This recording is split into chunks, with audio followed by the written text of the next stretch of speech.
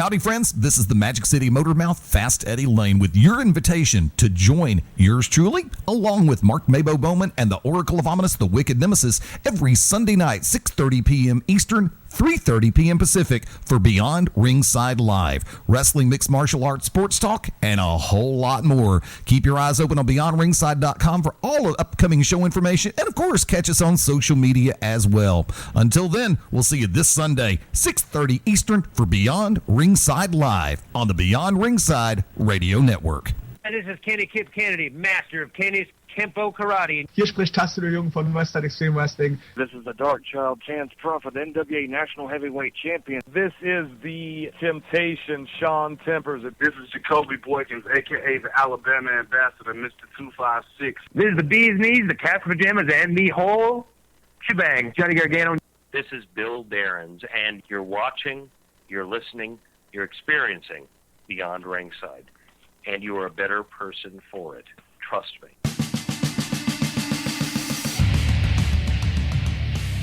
Welcome to the original Rockin' Wrestling Radio Show. Welcome to Beyond Ringside, your source for wrestling, MMA, and boxing in the Southeast. To contact the Ringside Roundtable of Beyond Ringside, email them at beyondringside@gmail.com. And now, your host for Beyond Ringside, the man, no myth, all legend, Fast Eddie Layne. I want to say greetings, good evening. How you doing? 28 minutes before the top of the 6 o'clock hour in the Central Time Zone. We are live on this 31st day of January 2016. Welcome to into Beyond Ringside Live from Studio One. You heard the man himself, Mr. Macaroni, say, I am Fast Eddie Layne. Like to welcome in tag team partner, the one, the only, Mark MaBo Bowman. What's up, brother? Since Eddie refuses to, or I'm not going to say he refuses, Eddie gets real tight when I start discussing bodily fluids that expulse out of me. God. I'm not going to discuss what's going on, but let's just say I might have to put a ban on Taco Bell. You've heard it. It happens every 5 to 8 years that I have to ban Taco Bell for about a year. You've heard of intoxication. You've also heard of detoxification. Don't, Eddie, don't, please. I can't deal with it. I came up with a better word. It's intoco-bellicated. Just, Eddie, don't. I just did. You're a little bit late. Thank you to everybody tuning in this afternoon through BeyondRingside.com, as well as the Beyond Ringside radio app for Amazon, Android, and BlackBerry. Thank you for hanging out with us on TuneIn Radio, Winamp, Shoutcast, Ustream, of course, up and running, as well as a number of different methodologies and apps that are available out there. Thank you so much. Want to kick things off, of course. Thank you to everybody. Double barrel thank yous, but this one will come first, who have been sending over the happy birthday wishes all the way through the week. Yes, the party continued all weekend long. Yes, it is true. I did hit the big 5-0. Yay me. I made it through a half century of stupidity. I think I like that. I'm going to go ahead and put that one on a t-shirt. Either half century of insanity or something like that. I don't know. Undertaker had a decade of destruction. I have a half century of stupidity. There you go. That works for me. Birthday was this past Wednesday, but for everybody who hit me on Facebook and Twitter and MySpace, LinkedIn, Google+, email, text message, phone calls, in person, especially everybody Wednesday who sent me drinks at my day job. Thank you so much. It's really appreciated so much. Also, thank you to everybody who made it out to Global Championship Wrestling's Regeneration 2016 last night. Great crowd. Some very rabid, I believe, would be a good term for it. It was a dream night in more ways than one, even being stepped on 31 times on commentary. But we'll let the replay speak for that. Love you guys. I told you I was going to make fun of you. MaBo, you were there especially for the main event, the Fatal 4-Way Elimination match between Spiral, AJ Steele, Mudbone, and Clyde Braddock. I'm going to let you go ahead. Your thoughts on that match? Well, from what I saw, it was a really good match. There were certain aspects that I missed, like Clyde getting jumped at the beginning, because someone, and we're not naming names, Schmoosky, decided to throw a child at me, and therefore I was too busy having to look after the child. Well, I'll not say what, when, where, who, how, or why, but Schmoosky knows why and who. But from what I saw, I did catch some of the ending of the match, and it was pretty good. I've got to sit back and say it like that. MaBo has a tendency to downplay, and because for as much as he loves going to GCW, he will also sit back and say, "Rah, rah, rah, rah." So what do you think Mad Dog Dan Sawyer would have said about the match? I can't. You know I can't, dude. I don't have the strength. Oh my God, you are sick. Well, my regurgitating. Okay. Kind of wish you could get a seance together real quick and find out what the late David Bowie would say. He ain't singing no more, Eddie. He ain't singing no more? Not even in the seance? Not even in the seance. Yeah. Speaking of, it's been another hard week. And by the way, for the record, for everybody who's been suckered in by the lead singer of Devo, that he left us in 2014. So please check your dates, even if it is a Rolling Stone link that you're posting. The two major losses this week, I do believe, are still tied to Mr. Barney Hall, legendary voice of NASCAR and motorsports racing, the flagship for the MRN, left us earlier in the week, and of course Paul Kantner, the man who created Jefferson Airplane, and Jefferson Starship, who left us on the 28th as well. So those are the yes. Sorry, I don't mean to cut you off, but we also, I don't know if you maybe mentioned it on Back to Basics or any of the other shows, but we neglected last week to mention the passing of the Stomper, Archie Gould. Did not get that one. I apologize. And yeah, I actually have worked with Mr. Goulding on a number of occasions back in the day. Tremendous man, always very down to earth, very open, very blunt, also very cordial, very professional. You know, you can be all of those at one time, believe it or not, especially in the world of pro wrestling. And still be a heel. Yeah, and definitely still be a heel. And what's funny is, most of the time he was always put with the right managers to where he didn't have to speak much. But as time went by, and in certain territories like down in Florida and up here in the southeastern U.S., when they brought out a character called Stomper Jr., really? It was kind of like Scrappy Doo. Oh. Yeah, unfortunately. I mean, brother teams are okay. Father-son teams, not so sure about sometimes.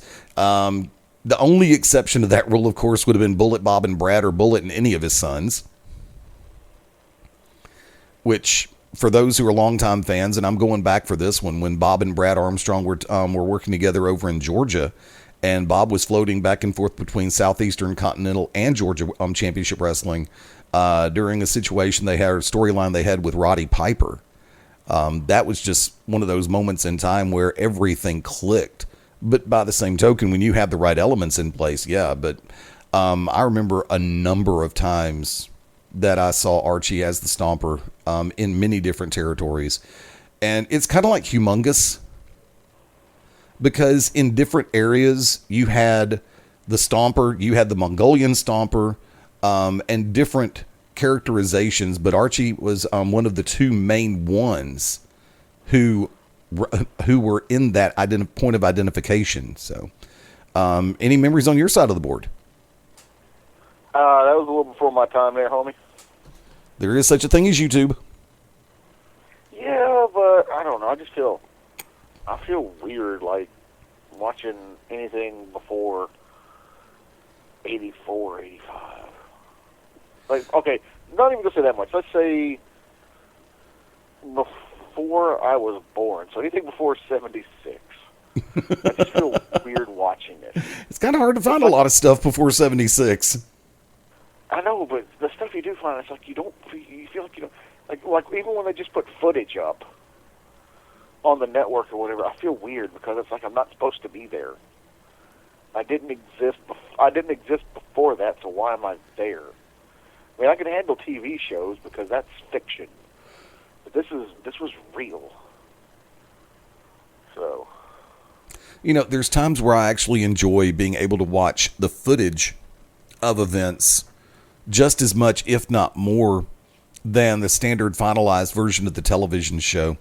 And as a person who's worked on the production side of life for quite a while with a number of different companies, whether it be through All Pro Wrestling here in Birmingham with the Milliken family, with the IWU, Don Lewis and company, All Star Wrestling, Mike Headley and company, of course with GCW, and different. Like I said, I've had the privilege of working with quite a few companies, and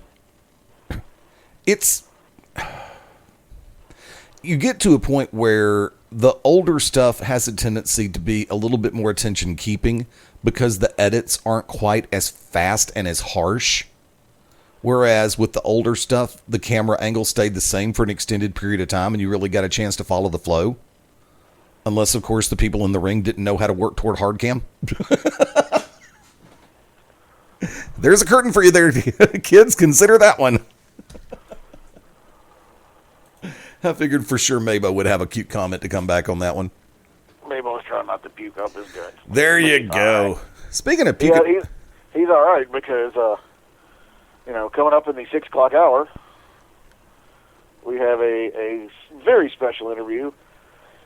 And not to downplay any of the other guests that we've ever had on, but we all know who, if you've listened to the show for more than a handful of episodes, we all know MaBo loves his Chikara. Yep. And if there's a Chikara roster member coming on, then MaBo will do anything possible to be there for that interview. So joining us in the 6 o'clock hour is going to be the Gecko Roman Wrestler Argus out of Chikara. He, if you remember last year's challenge of the Immortals, he was 1/4 of the Snake Pit team. He is the original Gecko, I'm not mispronouncing that, Gecko Roman Wrestler. And this coming Saturday, he will be one of the participants in the Young Lions Cup 12. I can't believe it's 12. I mean, I know they're on season 16, but I can't believe it's been 12 Young Lions Cups. But he will be participating in that at National Pro Wrestling Day 2016. So tune in for that. Well, you should still be tuned in, so don't leave. Don't just be like, oh, well, we'll be back at 6, because you know what? You're a jerk if you do that. Eddie probably has something he thinks is important to say here in a minute, and it usually is sometimes, unless it's a bad dad joke. So 6 o'clock p.m. Central Standard Time. You mean a bad barf joke? Huh? You mean a bad barf joke? No, well, they usually make me barf. So in about 16 minutes, we will be joined by Chikara's very own Argus. So be there for that, and let's hope I don't puke on the air. That wouldn't surprise me. I think you've done it before. I have. But speaking of things that make you want to puke, there was a quartet, if you will, of gentlemen this past Monday night on Raw, Eddie. Yeah, matter of fact, for everybody who caught Monday Night Raw, you saw the fact that there were 4 individuals dressed front row ringside as pro wrestling, i.e. WWE legends. Such as, of course, The Undertaker, The Macho Man, He Who Shall Not Be Named version 2.0, and, of course, The Rock. And everybody, for those who saw it, you know what I mean. And you know the running gag about He Who Shall Not Be Named 2.0. Actually, I think Hogan would be 3.0 because I think Rick Rude is still 2.0. No. I think they can talk about Rude all the time. Okay, especially on SmackDown when you have Morrow. Yeah, it's just brother and Bible McNecksnap. Yeah, there you go. Bible. Wow, you went for that one. I don't care. Well, I still say to this day it's Kevin Sullivan and Chavo. Okay, I'll go with that. Trust me, I'll have to find the old blog where I detailed everything that happened. Well, as you know, Rock came out. Rock, there you go, and was doing his that would be his Irish cousin. There you go. Nice.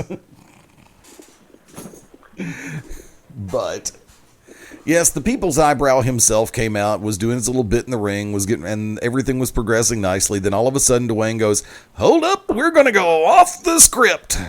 And I'm pretty And, sure. and at that point, you heard Vince's butthole clench shut. Pucker. And he went down. Dwayne got out of the ring. Now, remember, if you watched the show for the entirety of it, you saw these guys were on the hard cam side where you could see them point blank. Apparently, they were escorted to the other side of the building. See, I keep hearing they were ejected, but then I also... Well, no, they weren't ejected. They were, more than likely, they were pulled. I guess, for those of you who live in Birmingham and you've ever been to the BJCC Legacy, whatever the flip it's called. Legacy Arena. You know how we have that upper concourse, and I'm sure most of your civic center stadiums or whatever have an upper concourse. From what I was heard, they were pulled off to one of the concourses by security. Not a seat filler. And we're told to basically calm down. So I never really saw him causing too much of a ruckus. let's put it this way. Were they in costume? Yes. Did they cause a chant?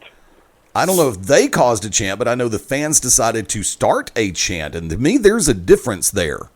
It doesn't. No. By them wearing the costumes, did it cause a chant? Fans in attendance started chanting Randy Savage during the show. Okay. But would they have randomly, would they have been more likely to chant Randy Savage with the guy wearing costume or without? With. Okay, so I'm not saying it was I don't think I'm saying it's those guys' fault by any stretch of the imagination. I am not saying it's those guys' fault. But that's what WWE sees. They're like, oh, those four, they're dressed up. So if they would have chanted, if the crowd would have chanted, other than Rock, which was kind of a given, but if they would have chanted Hogan, Taker, or Savage, it would have been, the WWE would have been like, oh, those four guys are dressed up. It's disrupting, yada, yada, yada. See, that's wrong. And I agree, dude. Trust me. Take it from a guy who used to dress up and go to wrestling events. Yeah. That's what I'm saying. It's not their fault, but the WWE, i.e. Vince McMahon, controls everything. They say he hates. This is just a rumor I've heard, but they say Vince hates to sneeze. Not because it's disgusting or whatever. It's because you cannot control a sneeze. Correct. And Vince has to control everything. Control freak. Yes.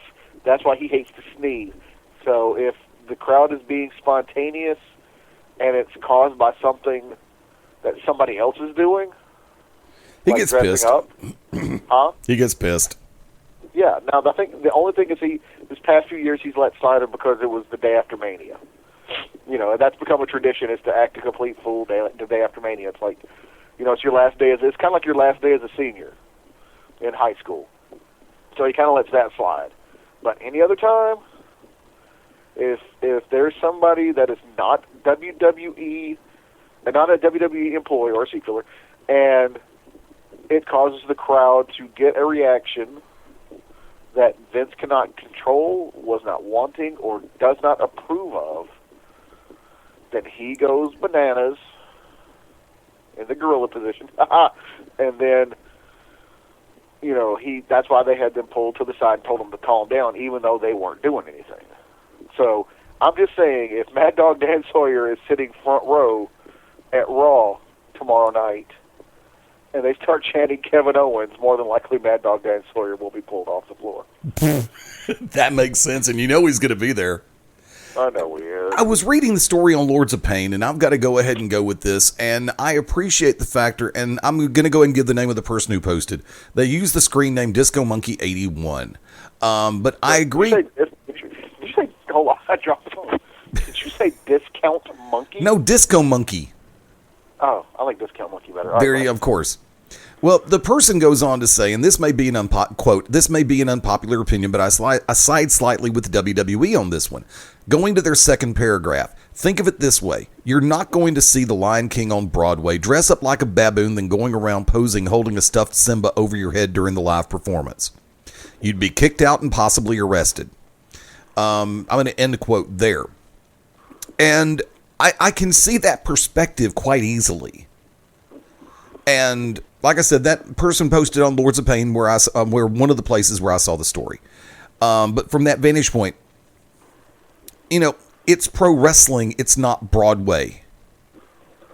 But by the same token, you should show, considering the fact that all four individuals, all four costumes were representative of different WWE legends. I think the one that had them worried the most was Hogan. Yeah. But He Who Shall Not Be Named version 3.0. And it's just really hard for me to put in perspective. Because, like I said, there's part of me that can see it. Another part of me that really just sits back and calls, yeah, right, okay, grow up, people. But I will be the first one. Now, if I'm at a live event, per se, I'm at Raw tomorrow night at the Legacy Arena at the BJCC, and a CM Punk chance gets started, no, I will not be in it. I will not sit there with my hands folded going, impress me, fat man. That's MaBo's job, and I don't do gimmick infringement. Let other people infringe my gimmicks and say that I stole it from them. There you go. Hey, look, Han Solo has never once said that you stole his vest. Yeah, no, that's the funny part about it. They did. I hate George Lucas. And episode 7 was still a fun movie to watch. I would go back and see it again, and I'm now waiting on the DVD and the digital copy. From what I heard, April. That works for me, which means that's coming out the month after Killshot gets released. They're going to fire the guy from Lucha Underground? Who's the name of the superhero that's coming out in March? Oh, my God. Okay, somebody call Argus, because we're going to have to just shut the show down. This MFer here has just pissed me off beyond belief. At least I know he's got a pulse today, kids. Oh, my God. You have almost... You know that phrase and that name that Schmicky likes to say to piss me off? You have just reached that level. First of all, it's in February. I know it. And it's Deadpool. I know that. Oh, God. You're about to put me in a bad mood. We're going to have Chikara on the show. You're going to get in a bad mood because I was playing on that one? I know it's Deadpool. Come on. But actually, I did think it was March because I know Cap's coming out in May. I'm going to punch you in your penis when I see you. At least you didn't use a word you said off air. Oh. Okay. No, but seriously, coming back to the topic full scale, do you think they were right or wrong for moving the people around to the other side of the building, Mark? Honestly, if they weren't compensated with some free shirts or something, yeah, I think they were wrong. I mean, if there was no visible... Wander over yonder. If there was no visible... okay, first of all, if they were acting out, then they could have easily been escorted out of the building, period. Right. If they were acting out like they did. But they were allowed to be back in and told, you sit there and not do anything, off the hard cam side. So I think it was messed up. I mean, those guys probably paid good money for those seats. Yeah, I would have insisted on a refund. Yeah, so that's what I was, or some kind of compensation. Take them backstage, meet the people, or whatever. I can almost guarantee you, something happened, and I bet you anything, The Rock was around when that happened, and that's why he decided to go do that. Dwayne likes to stir it up. Well, that's what I'm saying. I bet you he kind of caught wind of what happened, and so he decided to go have fun and basically make those guys days. Or, or whoever was in Gorilla was like, hey, look, we had to move those guys. They're kind of pissed. Hey, Rock, can you put them over or whatever, so. Legend has it that Vince and everybody else in the back was livid. Oh, well, you know what? Good. I hope Rock took it upon himself to go over there and make those guys night for them getting screwed over. Name one person other than The Rock, Stone Cold, or John Cena who could have pulled that off and not felt repercussions. Who? Taker, Well, that's true. Brock. I don't know. No, I don't think. Trust me, I don't think Brock could. I think Brock could have pulled it off. You mean Heyman, basically, because Brock does not speak Yeah, much. much. And I would say back when he was super white hot, Punk. Yeah, he could have done it back then, yeah. During the I don't think summer he of could Punk. have- I don't think he could have done it to the extent that Rock did it, but I guarantee you Punk could have probably walked over there, made an acknowledgement, especially seeing as how Punk is a huge Savage fan. He could have made an acknowledgement, bada boom, bada bing. Yeah, and I love what one of the other commenters on Lords of Pain said, and I quote, maybe if you give the audience something to cheer for, they wouldn't feel the need to entertain themselves. Exactly.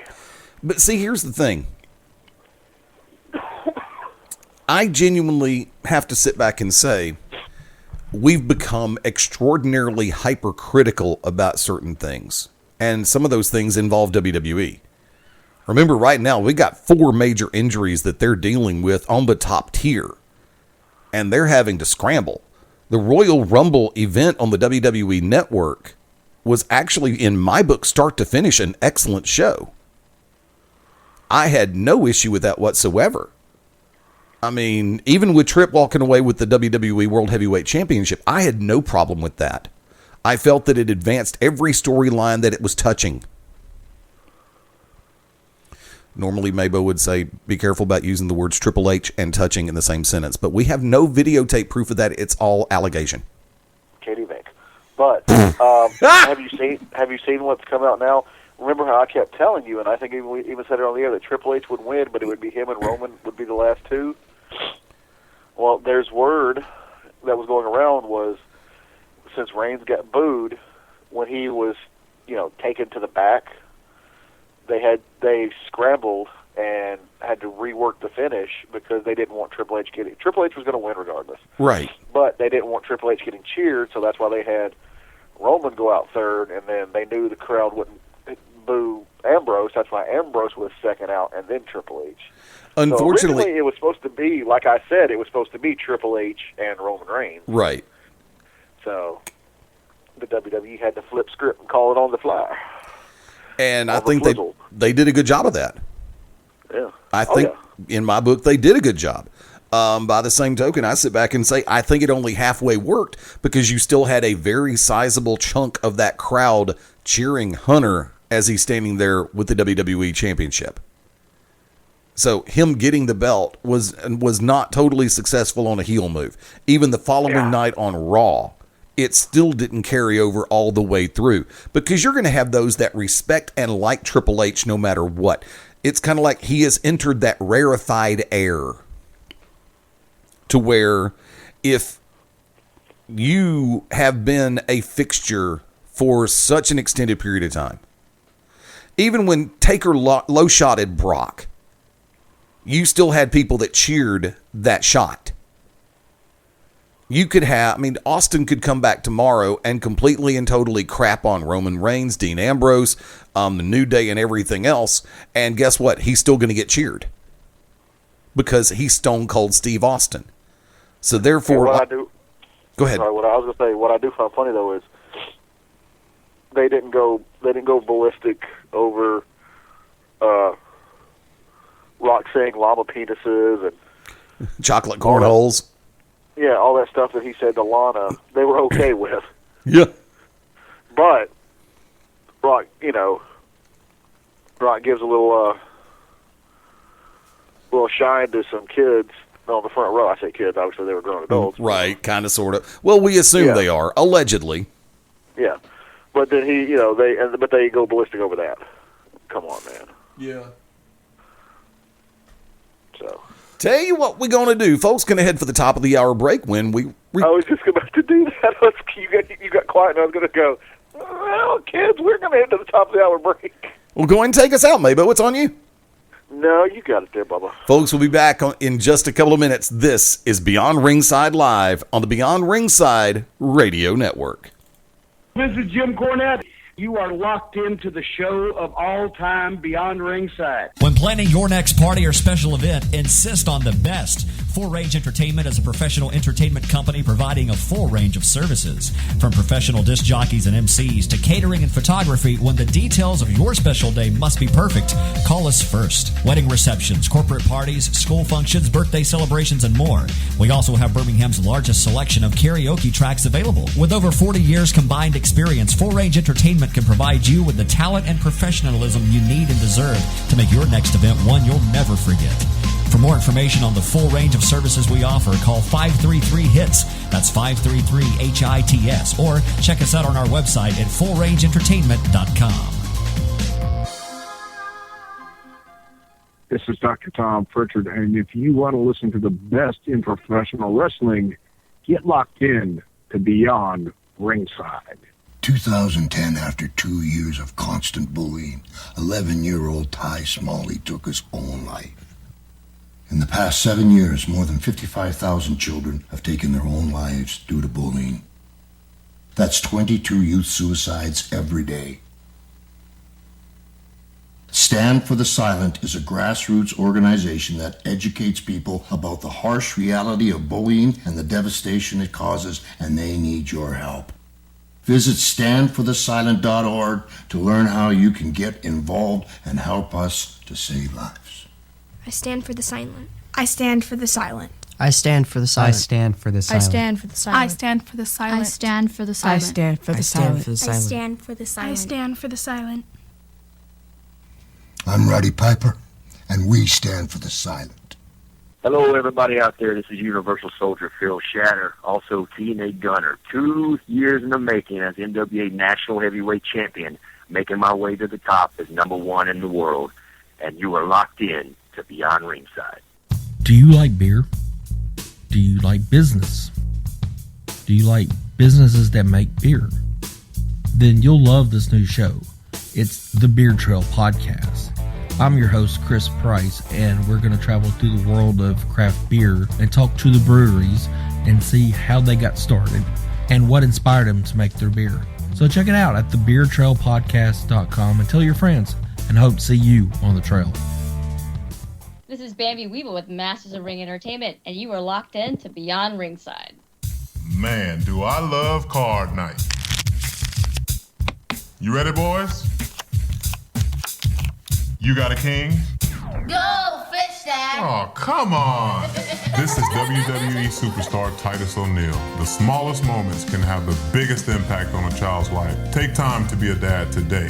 Learn more at 877-4DAD-411 or visit fatherhood.gov. Brought to you by the U.S. Department of Health and Human Services and the Ad Council. The board is war, and you are locked into Beyond Ringside. Ladies and gentlemen, wrestling fans from around the world, I'm Lightning Mike Quackenbush, the master of 1,000 holds, and you're locked in for Beyond Ringside.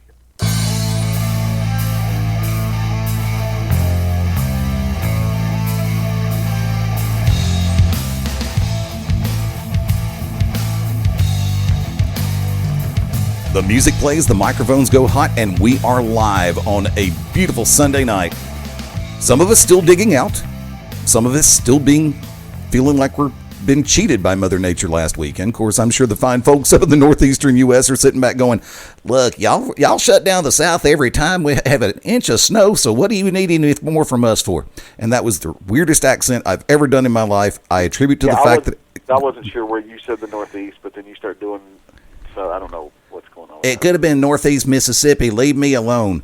I'll tell you the truth on that one. Before we go full scale, I was watching the Screen Actors Guild excerpt giving Carol Burnett a Lifetime Achievement Award, and they showed a clip of the Carol Burnett show where a young lady in the crowd was doing an imitation of Eunice.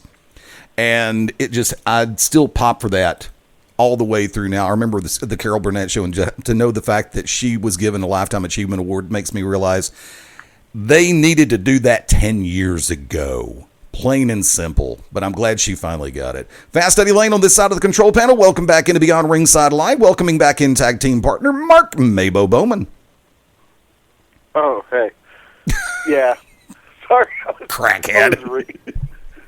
Well, you were going on your diatribe about Carol Burnett, so I just started reading. I figured we were going to be here for about 20 minutes. No, that'll be in 2 weeks when NASCAR comes back. Be ready for it.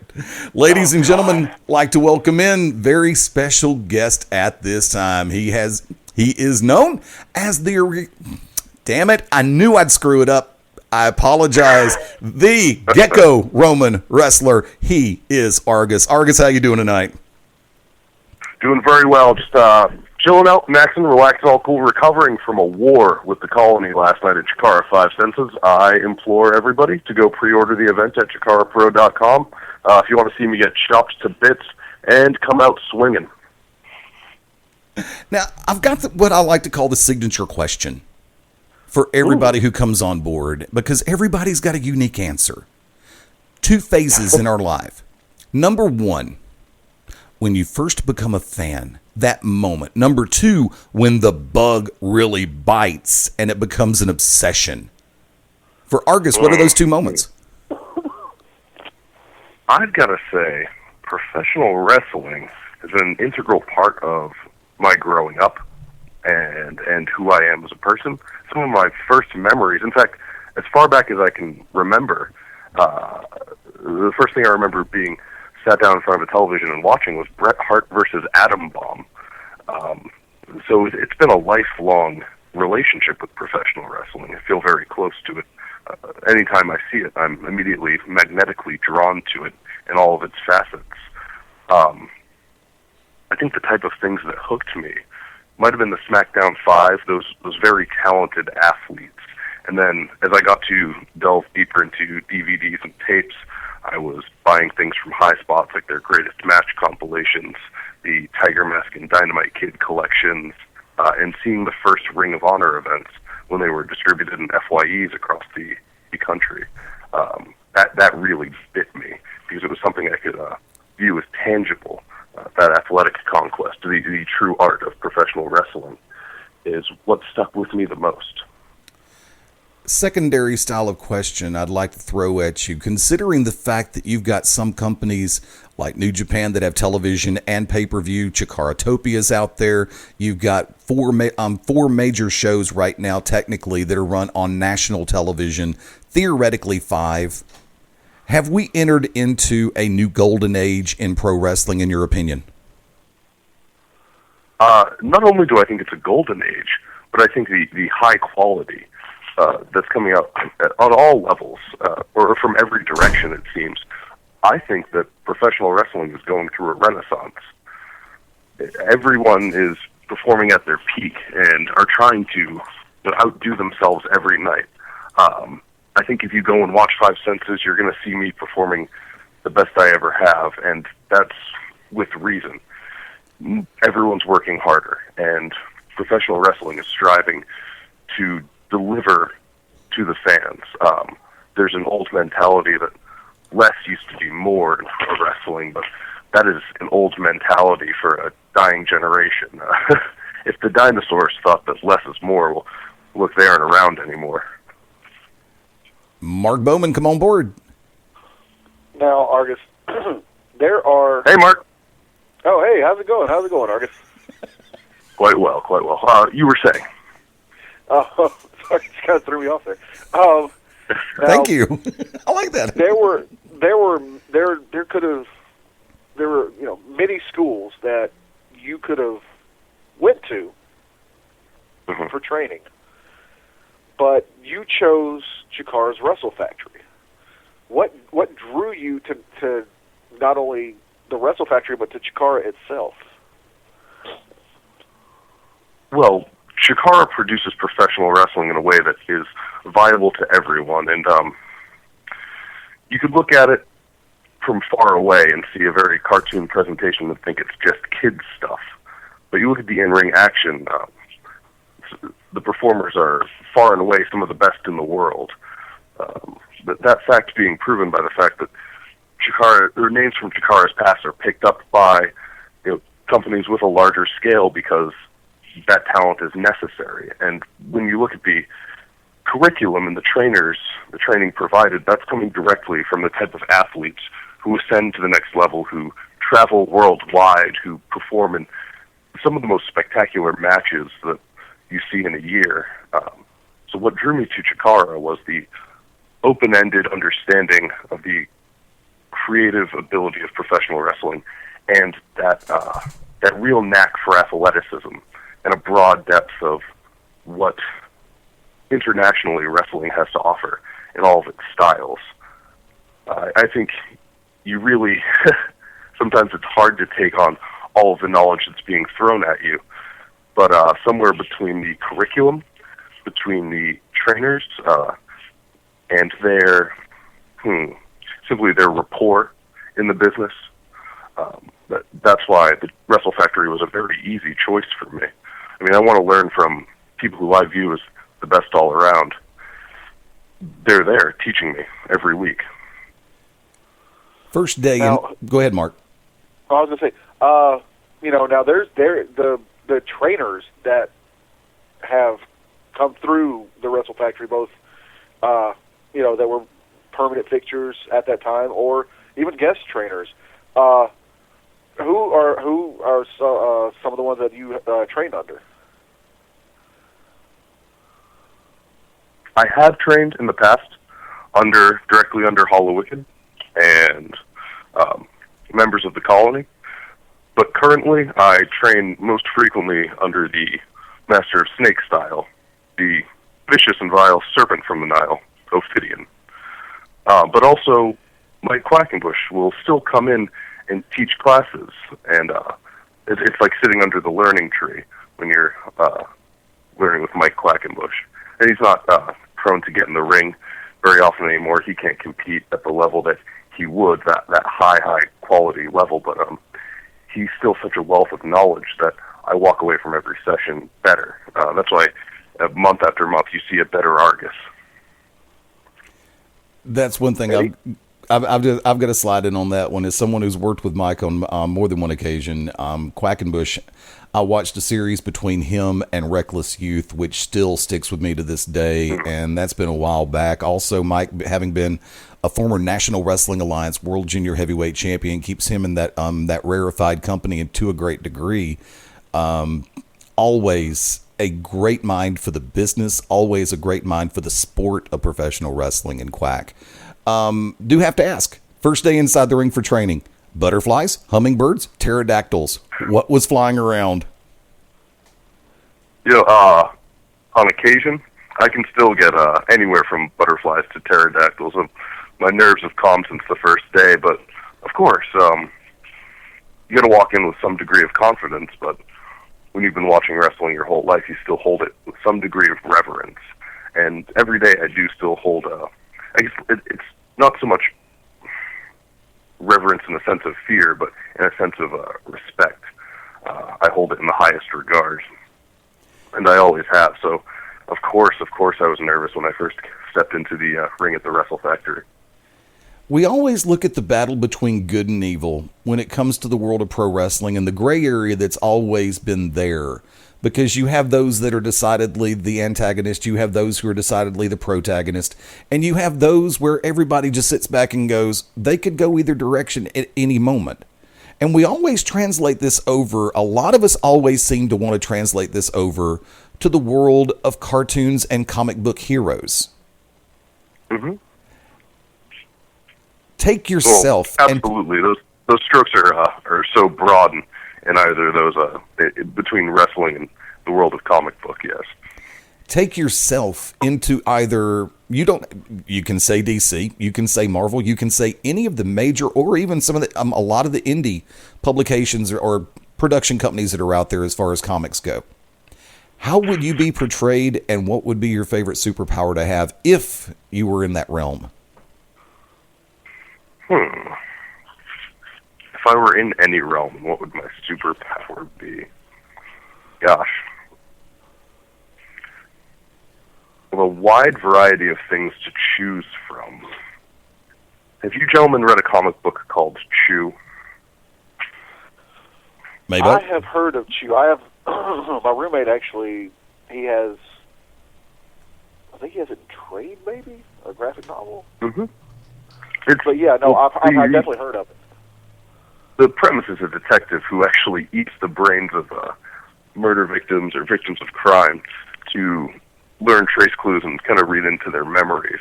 Not saying I'd like it to be that vulgar, but I'd love to be able to just detect the truth in all things. Whether that be by some chance of looking into people's memories, or just being able to sense someone's heartbeat through supersonic hearing. If I could be like the lie detector in a world where, we still have swindlers, and in the world of wrestling where, some people will try to conspire against you. Oh, yeah. It would be very helpful to know who's being honest and upfront to your face and who's kind of going behind your back. Kind of like how Daredevil has that sense where he can tell when somebody's lying. Mm-hmm. And his isn't necessarily a mutation, though. The Daredevil's completely human. He's just heightened his abilities and learned to do the best with his four senses. Yeah. See, I can appreciate that because there's a lot of people. They usually go for the big ones, flying, super strength, and vulnerability. See, when it's the sort of the offbeat ones, so to speak, powers, I appreciate those. See, like I would, I think it's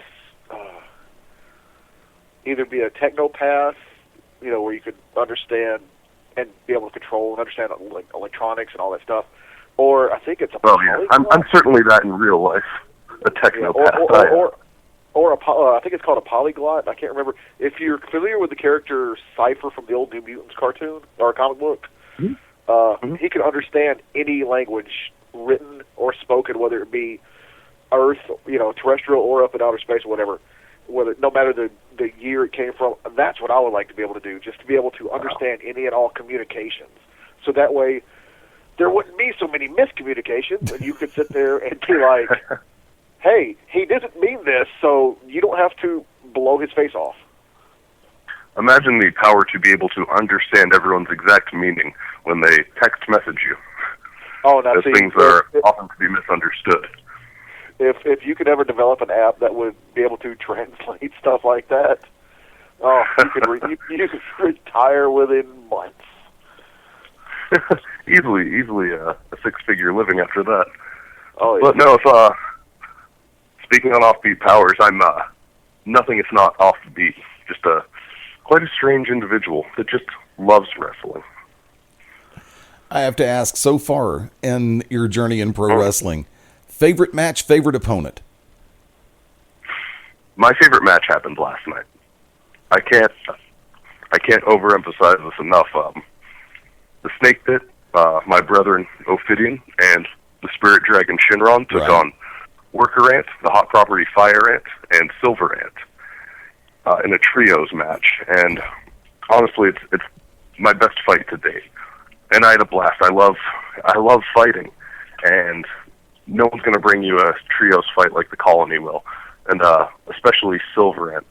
I think it was the wise philosopher, the modern Hemingway, DMX, that said it's not the size of the dog in the fight, but the size of the fight in the dog. So I decided to show maybe the hardest fighting dog that I saw on the opposite side of the ring, that I have the fight to take him on. And I kind of paid for it, but I think I earned his respect. They always say that every lesson learned is a good lesson, unless, of course, you go back and ask for the same lesson to be handed out all over again later. I'll be sure to not let that happen. Now, shifting over for just a second, I want to go ahead and put this one out there, doing a reset. 26 minutes after the top of the hour on the live side. Welcome into Beyond Ringside Live. Fast Eddie Layne Mark, MaBo, Bowman, being joined by very special guest Argus this evening. You are headed for what is considered to be one of the premier tournaments in the world of professional wrestling. I don't like using the I word unless I have to, which I really don't have to, so therefore I try not to use it. Independent. Okay. And well, Eddie, Argus, real quick. Eddie and I have this long-running debate. He doesn't really like the independent moniker in independent pro wrestling, whereas I use it frequently. It's just it's one of those. Yeah, that's a matter of preference. Yeah, it's just one of those that we like to argue back and forth. We're the old married couple. No, we're not. I'd like to say anything that isn't owned by a corporately held or a publicly held company or backed by a publicly held company, like, I don't know, an energy company, is pretty independent. It's pretty punk rock. Well, the way that I look at things, and this is, okay, I started back when the territory system was still somewhat active and very, very fun. And where you had that gentleman, that professionals agreement between promoters is like, okay, you have that area, you've been running there for a while, we're not going to touch it. We'll stay over here in this area. As long as you don't come over here, we won't go over there. And of course, when back in the mid 80s, when Vince decided to blow up the WWF and actually take it to a huge full scale, he actually took it to a singular entity as opposed to a territory. Therefore, in my math and in my world, the World Wrestling Federation, which when it was owned by Vince Sr., was one of the premier promotions in the northeastern U.S. territory. When he took it to a singular entity based out of Stamford, Connecticut, without a pure region to run, he decided to make the world his oyster. More power to him. I'd hold no grudge on that one. Go make the money. But by the same token, when the territories shifted over to singular entities, everybody, including Vince, became an independent wrestling promotion. So therefore, if everybody falls under the same umbrella, then it's no longer unique and cliche to call it independent. We are all professional. However, back in the day, we had a difference between the territories and what was called outlaw promotions. There is a realm of confusion in play that the evolution of the word outlaw became independent. I can see that, but when I have companies out there that have a standing tradition of putting out good work and bringing in qualified workers and wrestlers as in-ring talent, to me that's not indie, that's professional. I think it's worth putting the banner of professional on a company like Chikara and on an event like the Young Lions Cup. And you knew exactly where I was going. Thank you very much. I know MaBo told you off air that I have a tendency to sideline for a hot second. I sidebar on some things very quickly, and the utilization of that word is one of them. Heading for the Young Lions Cup, where that has been an area for, I believe, 12 years running, that showcases some of the premier young talent in the world of professional wrestling from all across the country. You know, you get a unique penchant because Chikara is based out of Pennsylvania, and they made their reputation around the Northeast, but they have been working the last couple of years to expand. What a lot of people don't grasp if they haven't done the homework is you have wrestlers who come in from the Southeastern U.S., the Midwest, the West Coast, the Southwest. You have some that come in from Canada and different parts of the world, getting ready and getting geared up for the Young Lions tournament or Young Lions Cup as part of National Pro Wrestling Day, which is next Saturday, February the 6th, if my notes are correct. I hope I got the date right. I know I got the date right. Yeah, absolutely. February 6th, this Saturday. Yeah, sometimes my chronological reading of a calendar is limited to what? So there you go. Knowing that you're heading into Young Lions Cup and knowing the tradition that it is built, what is your mindset going into the Young Lions Cup now? I hold the Young Lions Cup in a very high regard. And when you look at the people who have held the cup in the past, starting with Hollow Wicked, Chuck Taylor has, Vin Gerard, Jigsaw, who's who in the field, Tim Donsta, even the international names, Tadaske and Player Dose, to name a few. Even our most recent Heidi Lovelace will be competing at National Pro Wrestling Day against Solo Darling. It's my aim and my goal to be considered in that class, to be that good of a professional wrestler. And you really get limited chances in your career to become a Young Lions Cup champion. I hope to make this my night. And in fact, no, I'm going to make this my night and my year as the Young Lions Cup champion. I've earned it. I'm going to keep earning it match after match on Saturday. My mindset is nothing but complete and total victory. MaBo, come on board. Now, I've first of all, love the graphic for Young Lions Cup this year. Chikara always has some of the best banners and graphics. I love it. But right now there's looking over the field, a lot of impressive young talent. Or some that you are familiar with, some that you're not familiar with. Who, other than yourself? Okay, so take yourself out of the equation.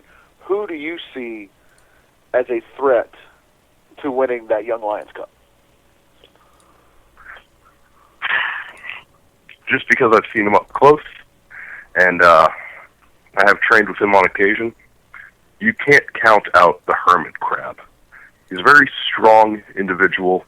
He's got a unique set of offense that I still haven't quite figured out how I'm going to escape, but I will have a plan throughout the week, come Saturday, how to escape his pincers. He's got incredible grip strength, of course, being a Hermit Crab. And he'll just impress you with some of the things a Hermit Crab can do in a wrestling ring. I've got to say, man, my biggest combatant could be Hermit Crab. But then, considering all the names who are coming from outside of our own localized area, I mean, anyone could take it any year. Well, I mean, I was going over the field, and some impressive young names. First of all, of course, like you said, you got your Chikara base guys. You got Prakash Sabar. I saw Wani. New guy on the scene. Haven't seen too much of him. I know he was in the Cybernetico. Yes. He made an impressive debut at the Cybernetico. He's another talent to watch. There's so much. If you're wondering who the next names on the independent scene are going to be, you've got to see Young Lions Cup. Oh, definitely. I mean, just going over this. The Proletariat Boar, who has joined us before, and huge Taylor Swift fan. Some other, whereas, Heidi Lovelace, the first ever Young Lioness Cup champion. Yes. But now this year you've got such names as Willow Nightingale and was it Ashley Vox, if I'm not mistaken? Yes, Ashley Vox will be coming in for the tournament, as well as Willow Nightingale. And hopefully I'm pronouncing this right, Delmy Exo. My eyes are going on there. I'm getting old. But, that's three young women now stepping up into the Young Lions Cup tournament. So that's just, I would venture to say that I'm not going to discredit any of them at all. Look at Heidi taking it last year. Any of those female competitors can be just as good, if not better, than a lot of the male counterparts involved. That's a lovely thing about what we do in professional wrestling. It's not even equality, it's just justice. If you're good enough, you can beat anyone. It's the unique nature of our sport. And that's what I like about Chikara is, along with a few other companies, is that they're not afraid to spotlight the women, to give them the chance. I mean, I think for a long time, some male competitors were afraid they were going to get their butts whooped by female competitors, and it's happening. And honestly, there should be no shame in that. If a competitor is better than you, you need to accept that. And you should never shut off someone's ability. And it's not about what the sex of the competitor is. It's about how good the competitor is. And that's what I like about all these companies who are giving women the chance. I mean, last year Heidi won the Young Lions Cup. Look what happened at the end of Top Banana. Imagine if Bull Nakano had challenged Bret Hart. I would venture to say that Bret Hart might not have been the same afterwards. That's if you folks, if you're listening, if you don't know who Bull Nakano is or Aja you Kong, should. Please go out and use YouTube or whatever means you need to, because those women were vicious, tough women. I mean, all the credit in the world to women like Fabulous Moolah or Wendy Richter or Medusa Michelli. Yes. But you have, not to discredit them one bit, but you, Bull Nakano, Aja Kong, Megumi Kudo, always a favorite of mine. Just vicious, tough women. And I'm glad that... Proof that women were ready and always have been to compete and in always have tournaments been, like exactly. Lions Cup. Yes, and I'm glad to see that this crop's stepping up. Even our grand champion, Princess Kimberly, one of the fiercest competitors on the roster. I'm intimidated, to be honest. I mean, I've seen her throw some kicks, and I know I don't want a part of it. That's a lie. Well, that's true. I would take a kick or two. I mean, I'm ready for the challenge, of course. I always am, but man, no one wants to get kicked like that. No. I just molted into some new scales. I'm a fresh new gecko right now. I heard that. I couldn't imagine getting uglied up like that. I heard you were rocking some new scales. What's up with that? Well, we like a very fun and common phrase being used in the past 2 weeks was everything must evolve. And so, I must evolve. So, just a change of a look, something fresh, something new. I'm molting. I'm growing into a very, very angsty gecko. I just want more out of this world right now. Well, now I do have something I want to touch on. I know we're going to move on to, Young Lions Cup taking place at National Pro Wrestling Day and the wonderful organization that they're going to be supporting here in a minute. But I do want to ask something. Lingering question from Top Banana last year. If you want to discuss it, you don't have to. If it's a touchy subject, we can pass on it. Don't want to put you in any. Don't want to put Argus in a corner. But, all right. Well, I respect your integrity in giving me that option. There was a little something that happened at the end of your match at Top Banana. Or actually during the match and the match between yourself, the rest of the Snake Pit and the Battleborn, where Snowflake / Kevin Condren, there was a little exchange. Yeah. Okay, like I said, I don't want to upset you. We are not here to offend. But no, not at all. If you want to enlighten, if you want to touch upon, if you want to pass, it's all good, brother. No, I'll certainly take a question on what's your question? What exactly transpired with that? What was going on? I mean, he kind of gave you a wink. He went from Snowflake to Kevin. He says, it's me.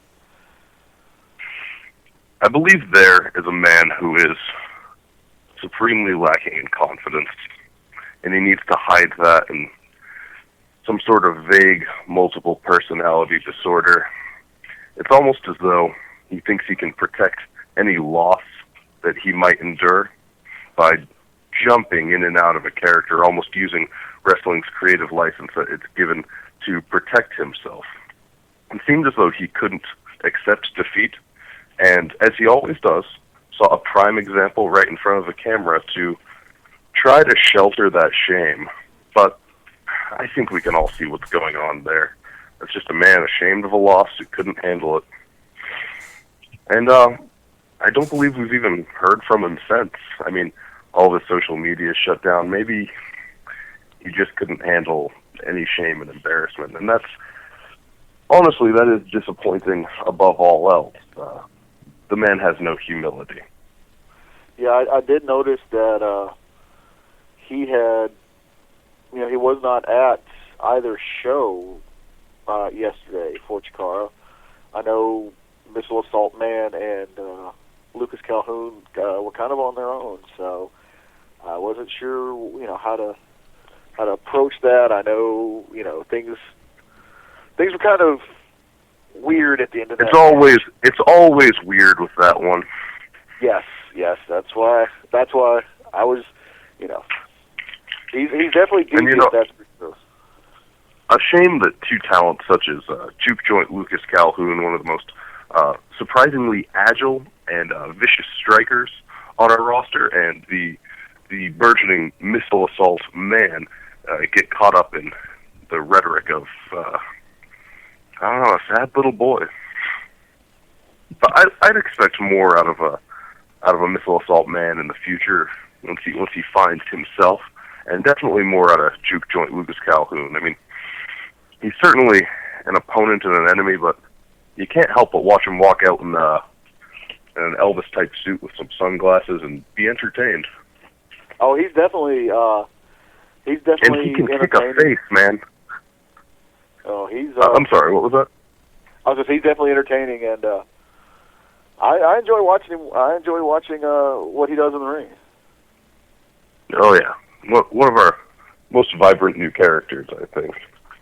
Oh yeah, not to discredit yourself, because I think you. Oh shucks. You're not to steal the moniker. No, you're gonna make. From some new I can't kid blush, over there. but my scales. I can't blush, but my scales could change color like a chameleon and turn red. Is that what you're trying to make me do here? Well, I'm just saying, I'm not trying to steal the moniker from that new kid that just showed up in the WWE, but I would dare say you might be phenomenal, sir. Yeah. Well, thank you very much. And if I may, let me go ahead and say this, ladies and gentlemen. Our very special guest at this time will be one of 16 individuals that will be challenging for the 2016 Young Lions Cup this Saturday, February the 6th in Reading, Pennsylvania at the Goodwill Beneficial Association, 100 Madison Avenue, 2 p.m. start time for National Pro Wrestling Day. Kids, I'm going to give this to you. Just over 24 hours after this event, the National Football League will have their Super Bowl. I will say this. If you can make it to Reading, Pennsylvania on the 6th, you will see a veritable Super Bowl of professional wrestling.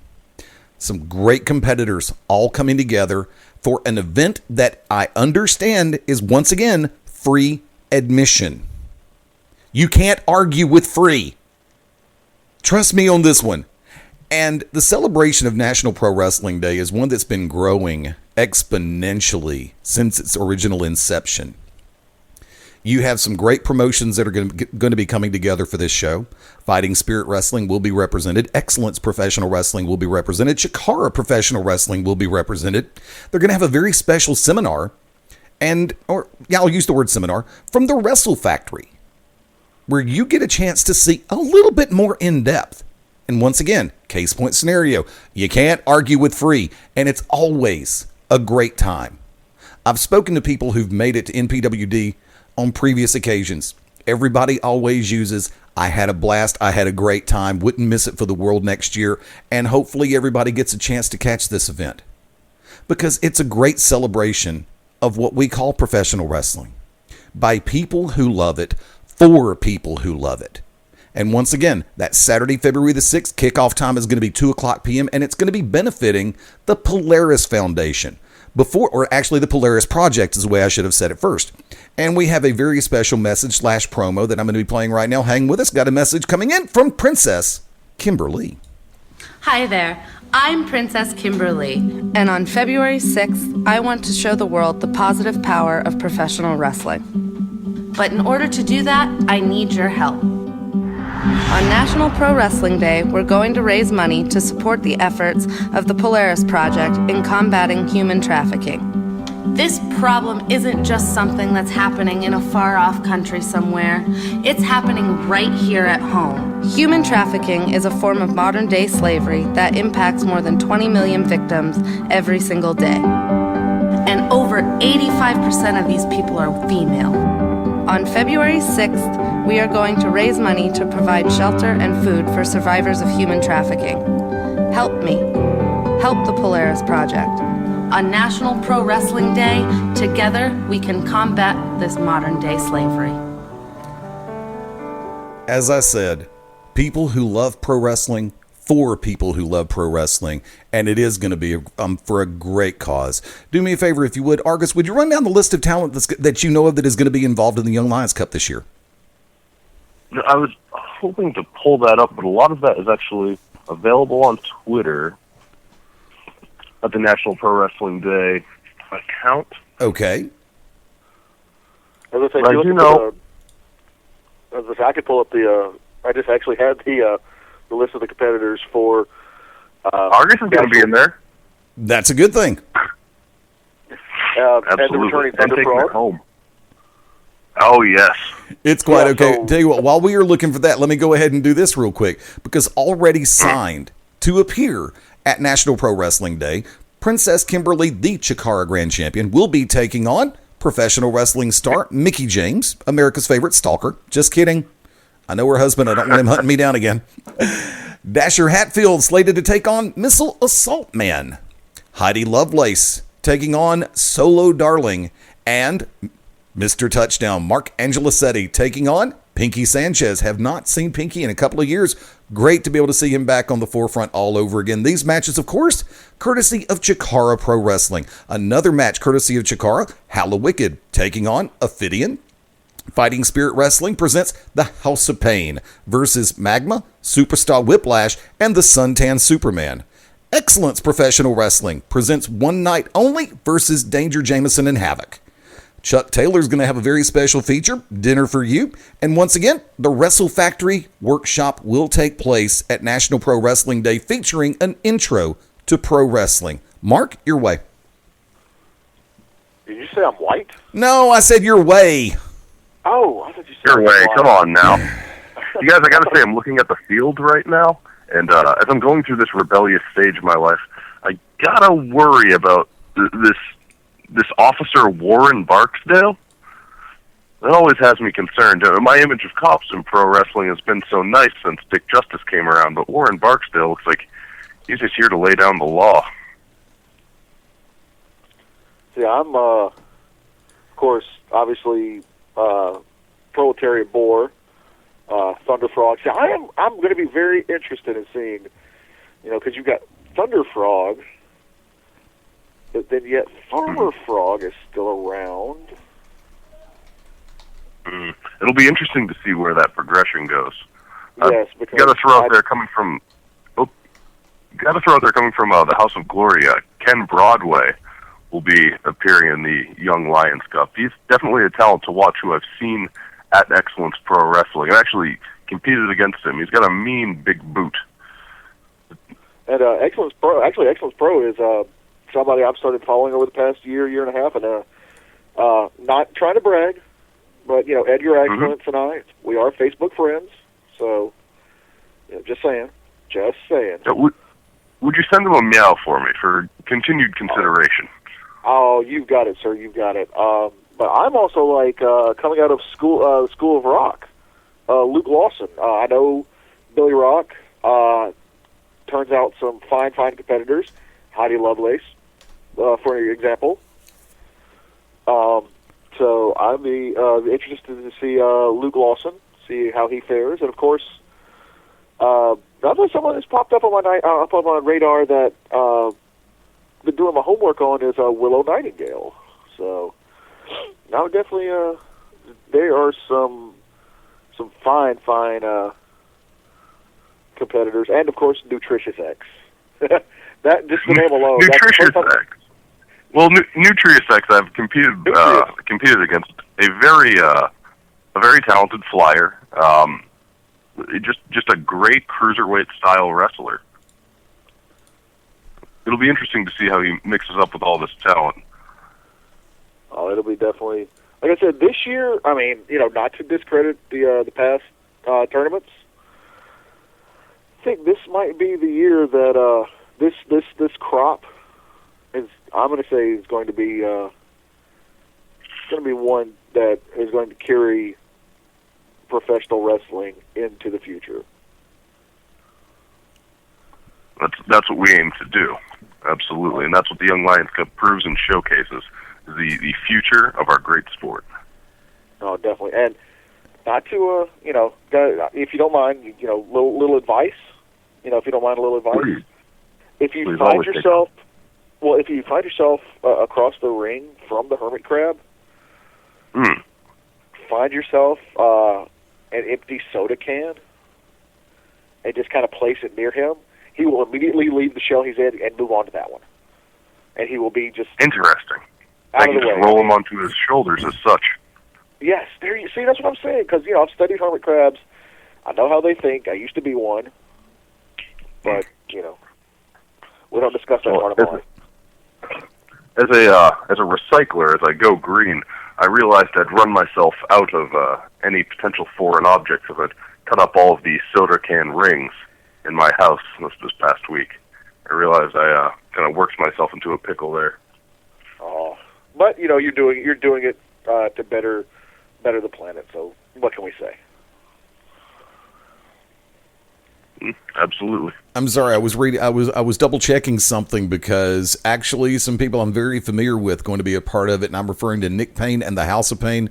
These guys, absolutely tremendous trio team. I had a chance to catch them live and actually do an interview with them down in Chattanooga, Tennessee, when they were doing a live event for AIWF, their super show in Chattanooga. And they'll be coming on as part of the Fighting Spirit Wrestling showcase, I believe. Yes. Oh, and by the way, Nick, you still owe me a T-shirt, Turkey. I will come up there and kick you in the kneecaps for it. That's my fault because he said, "Dude, just send me your address. I'll send it to you." But I got to do a production number about something in this world. But yeah, and that's why it's going to be another treat because this is yet another reason why I wish I could be up there in person because I had a chance to see House of Pain live down here in the southeastern U.S.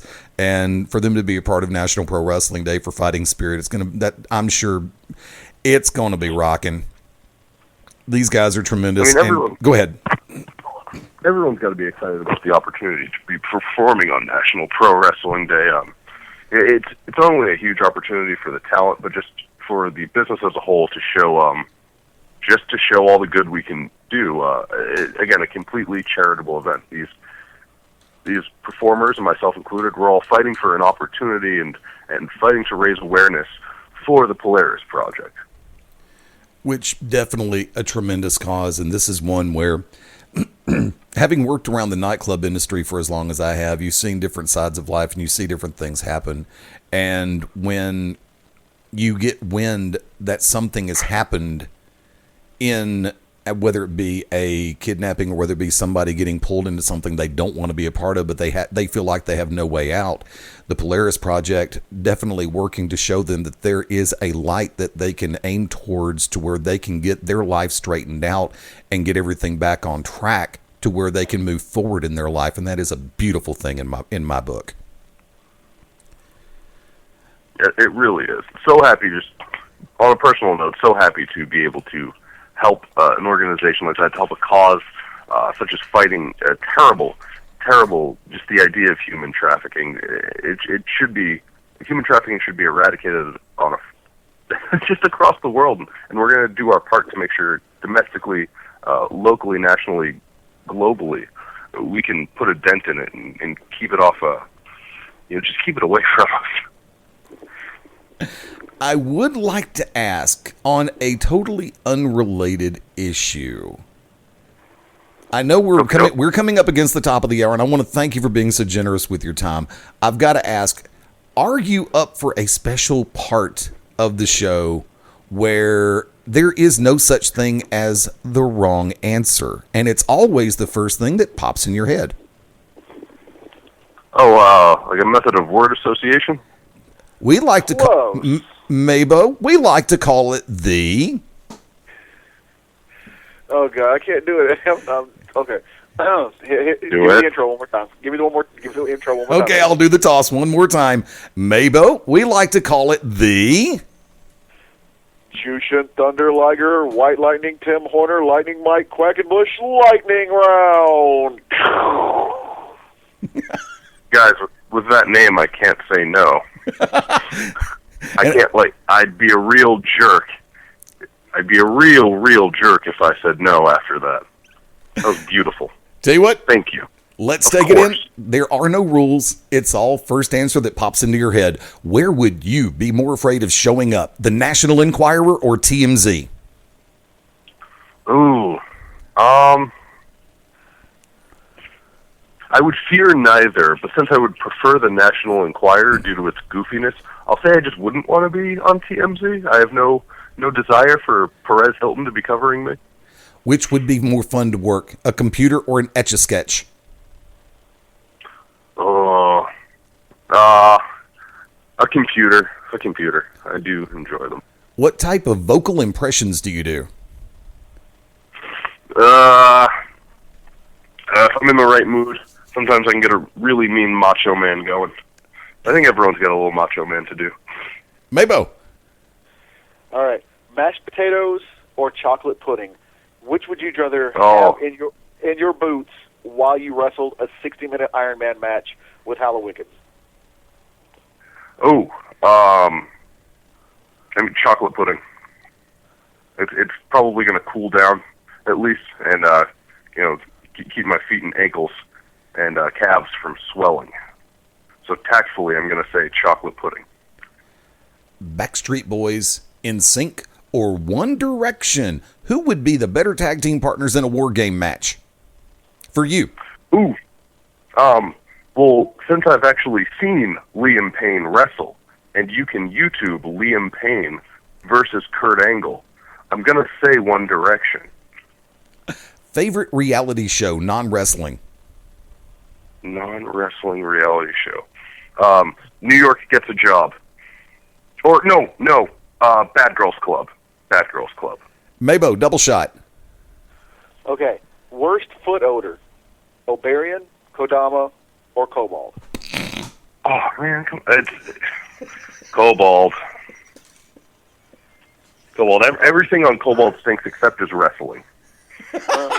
When you pop out of a toilet, just saying. It's going to happen.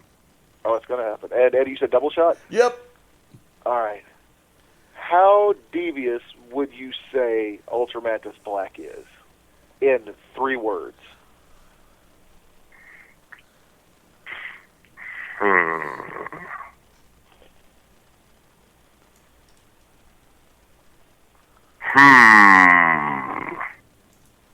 These hmms don't count as my words, by the way. Okay. Well, that's 2.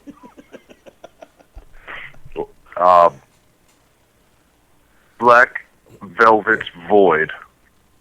Ooh, I like that. Rapid fire word association. Comic books. Great. Fans with signs. I'm sorry, what was that? Fans with signs. Bring them. Bring more. Anime. Completely acceptable. Dragon Ball Z. Twitter. More followers. Disco music. Disco Inferno. Disco Fever. Yeah. Convertibles. Sunroof. Snakes or dragons? Oh, come on, man. You're going to make me choose between my friends? I was going to say, that's not neither. fair, Eddie. Just singing. Scales all around. But geckos above all. I had one for the AFC playoffs from last year, but I'm not going to do it. This is a fan. What the hell? Who would be better at deflating your balls before a big game? You can pass. I can't assume that Tom Brady would ever do anything bad. I mean, look at that man. Okay, I'll give you the backup question for this one. It's the one thing Jakob Hammermeyer and myself will agree upon. I'll give you the backup question. Which do you wish you would have created, tater tots or fried cheesecake bites? Oh, actually, tater tots has a more global appeal. So, tater tots. I think tater tots sell a bit more. So I wish I'd invented tater tots. MaBo, double down. One more. All right. Who would win in a fight? Jakob's World Star Punch or Dan Severn's mustache? Oh, man. That's one of those things that would, that would sell some tickets. You can put that on a poster and sell out entire stadiums. And I've been hit with Jakob's punch, and, I'm going to say I stood up and walked away from that, but I sincerely feel that a brush against Dan Severn's mustache might leave me in a coma. So, unfortunately, Mr. Hammermeyer, Dan Severn's mustache wins in a fight.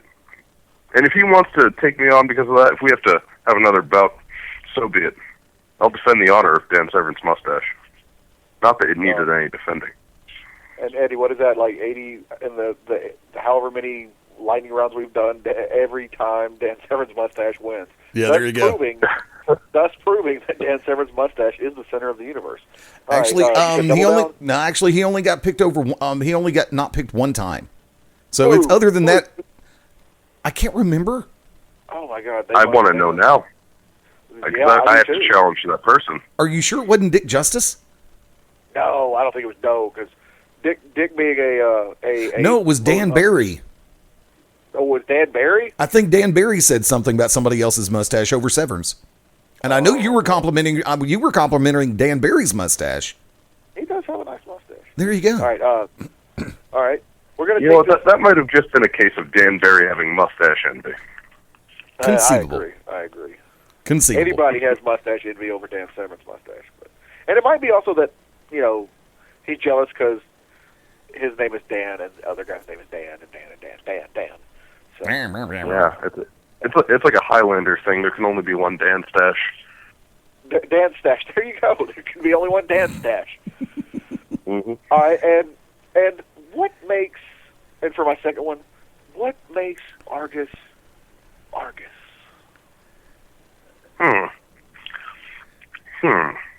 Well, what a multitude of scales in the tail. One very awkward personality.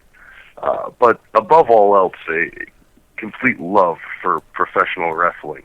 And a love of the people who love professional wrestling. And that's why National Pro Wrestling Day has got to be my favorite day of the year. People are going to be able to come and see what I do best, my favorite thing in the world, for free. And we're going to project the positivity of pro wrestling forward by helping out those in need. Because we love it and because we can. And so I implore everyone to be there on Saturday. Again, it's free 99, and you know what? We'll take off the 99 just for you. Just come see pro wrestling. Help support the Polaris Project. Enjoy me winning Young Lions Cup. I'm going to hit you with the Overdrive 5. MaBo, be ready for the out cue. Who would be the superior dragon? Godzilla, the Green Dragon Zord from the Power Rangers, or H.R. Puffinstuff? Oh. Well, I mean, the Dragon Zord really, it's a robot at the end of the day.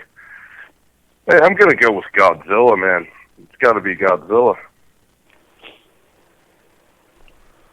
I'm not even gonna bring in HR Puff stuff, though. I guess it depends on your preference of dragons, but Godzilla for me. As a man who loves a fight. Okay. Excuse me a second. My favorite, Dragon. Just saying. Oh, rest in peace, Dragon. It's been a hard road forgiving Oleg the Usurper from taking the head from Dragon, but he has redeemed himself. He has. An honorable man indeed. Sweet man, too, for a guy who loves onions. Very sweet. 1 up, 4 down. Yeah. Oops, sorry. My bad. I was getting lambasted here at Studio One. We had a quick meeting that I wasn't ready for. Number 2. Okay. Other than Kermit or Miss Piggy, which is your favorite Muppet? Ooh. Gotta be Animal. What food can you not resist even when dieting?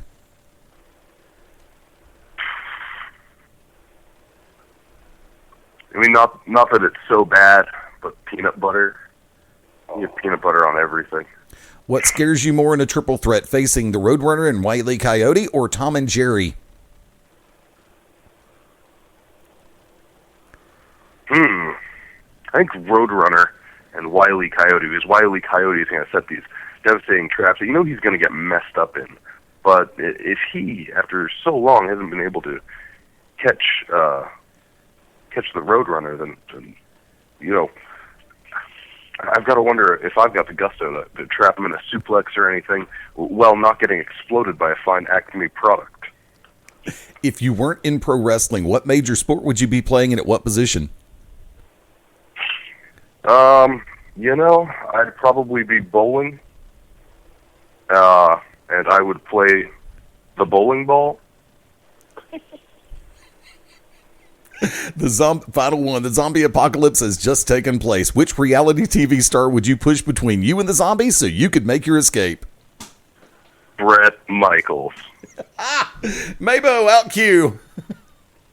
Argus, you have just survived the Jushin Thunder Liger White Lightning Tim Horner Lightning Mike Quackenbush Lightning Round. I did it, you guys. In addition, after years of hard work, I survived the Jushin Thunder Liger White Lightning Tim Horner Lightning Mike Quackenbush Thunder Lightning Round. Now, in addition to National go ahead. Thunder Frog Round, almost. See, I don't want to extend the name of it, but I was toying with the idea of throwing that in there, but when he passed away in memoriam, I decided not to. But now he's back. You'd be surprised. I mean, anything's possible. Never say never in pro wrestling. That's all I'm going to say about that. In addition to National Pro Wrestling Day, what upcoming appearances you got going on? Well, if I may plug it, on the 13th, I will be with Vicious Outcast Wrestling. That is in Connellsville, Pennsylvania. And then, of course, we at Chikara have the Bronx on, I believe, the 28th. And we will be back. Let me confirm it for you. No. The Bronx, New York for Dead Man's Chest on the 27th. Right. We'll be back at the Wrestle Factory with Evil Ways on February 28th. And then you can see me at pretty much every Chikara show moving forward. I do know Excellence Pro Wrestling has Kitten Mittens coming up, and you can expect to see me there as well. For booking information, how can people track you down if they want to offer dates? If anyone wants to offer me dates, which I am always taking, happy to field, I am catchargus@gmail.com. That is catchargus@gmail.com. And that is also my Twitter handle. If any of you are looking to follow, interact with me, I gladly take DMs for all inquiries, whether they be interviews like this fine experience here on Beyond Ringside, or booking opportunities, or if you'd like to pick up a shirt, I can mail it to you. I'm at catchargus. MaBo, anything else? Go ahead. Well, I was going to say, of course, fans, they can, you said Twitter. Do you have a Facebook fan page, Instagram, anything like that? Or mainly? I do have an Instagram. It's also at catchargus. A Facebook page will be forthcoming this week, along with pictures of the new scales to feature on it. And like you said, you have T-shirts available? Absolutely. I still have some of the Argus Pirates T-shirts, and a new design forthcoming. Very good, very good. The Argus design, limited supply in the original run right now. We'll be printing up more soon, but I mean, you can pick up the original run now at National Pro Wrestling Day. I think I have 2 smalls, 2 larges left. Come, take them from me. Well, not take them, obviously give you money. I mean, take them for money, yeah. You know the deal. Well, yeah, I just don't want somebody to come running up and be like, I heard you on Beyond Ringside. You said, come take them, and then, Then take the shirt, man. Yeah. Well, I'm glad we've cleared that up. Hopefully people kept listening. Oh, I hope so. Yeah. Argus, it has been a pleasure. Thank you for coming on board. And I will say this, and this is from the heart: doors open. Anytime you got something going on, you want to, we'd love to have you back on for a little bit more further interview.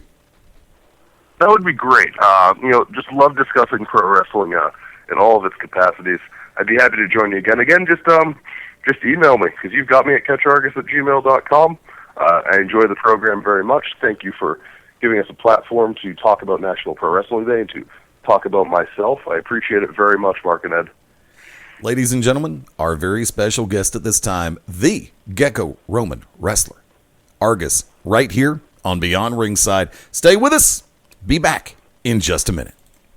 The To Be Determined show live Wednesday nights, 9 Central Standard Time. Join myself, the Oracle of Ominous, the Wicked Nemesis, the Grand Design, Clyde Braddock, and the Magic City Man, Fast Eddie Layne, as we take you to the edge of uncensored. Yes, we go uncensored, so make sure you have your earmuffs. Ask your parents, for those of you that are a little young, maybe under 18, but make sure if you have any heart conditions or any mental defects, please listen, because they may take effect right here live every Wednesday night, 9 Central Standard Time. Beyond Ringside Radio Network, beyondringside.com. This is Merciless Ray Mercer, Olympic gold medalist and board member of Find the Dream, and you're locked in to Beyond Ringside. This is Danny Cage from the world famous Monster Factory, and you're locked in to Beyond Ringside. Sunday nights at 11 p.m. Eastern here on BeyondRingside.com. Join us for the Midnight Black Mass. Myself, the Reverend Dan Wilson, brings you the dark gospel of professional wrestling, uncensored, unedited, uncut, and not for the faint of heart. You can find out more about us at youtube.com/pottyhumor or subscribe at Potty Humor on iTunes and Stitcher today. This is the Cried Wrestler fan, the 30-day Wills. It's Jeremy Davis. You believe me, you're locked in to Beyond Ringside. Howdy, friends. This is the Magic City Motor Mouth, Fast Eddie Layne, with your invitation to join yours truly, along with Mark MaBo Bowman and the Oracle of Ominous, the Wicked Nemesis, every Sunday night, 6:30 p.m. Eastern, 3:30 p.m. Pacific, for Beyond Ringside Live. Wrestling, mixed martial arts, sports talk, and a whole lot more. Keep your eyes open on BeyondRingside.com for all of upcoming show information, and of course, catch us on social media as well. Until then, we'll see you this Sunday, 6:30 Eastern, for Beyond Ringside Live on the Beyond Ringside Radio Network. Hello, this is Ricky Morton of the Rock and Roll Express, 8-time NWA World Tag Team Champions, and the true independent outlaw wrestler of the world. You're locked in Beyond Ringside.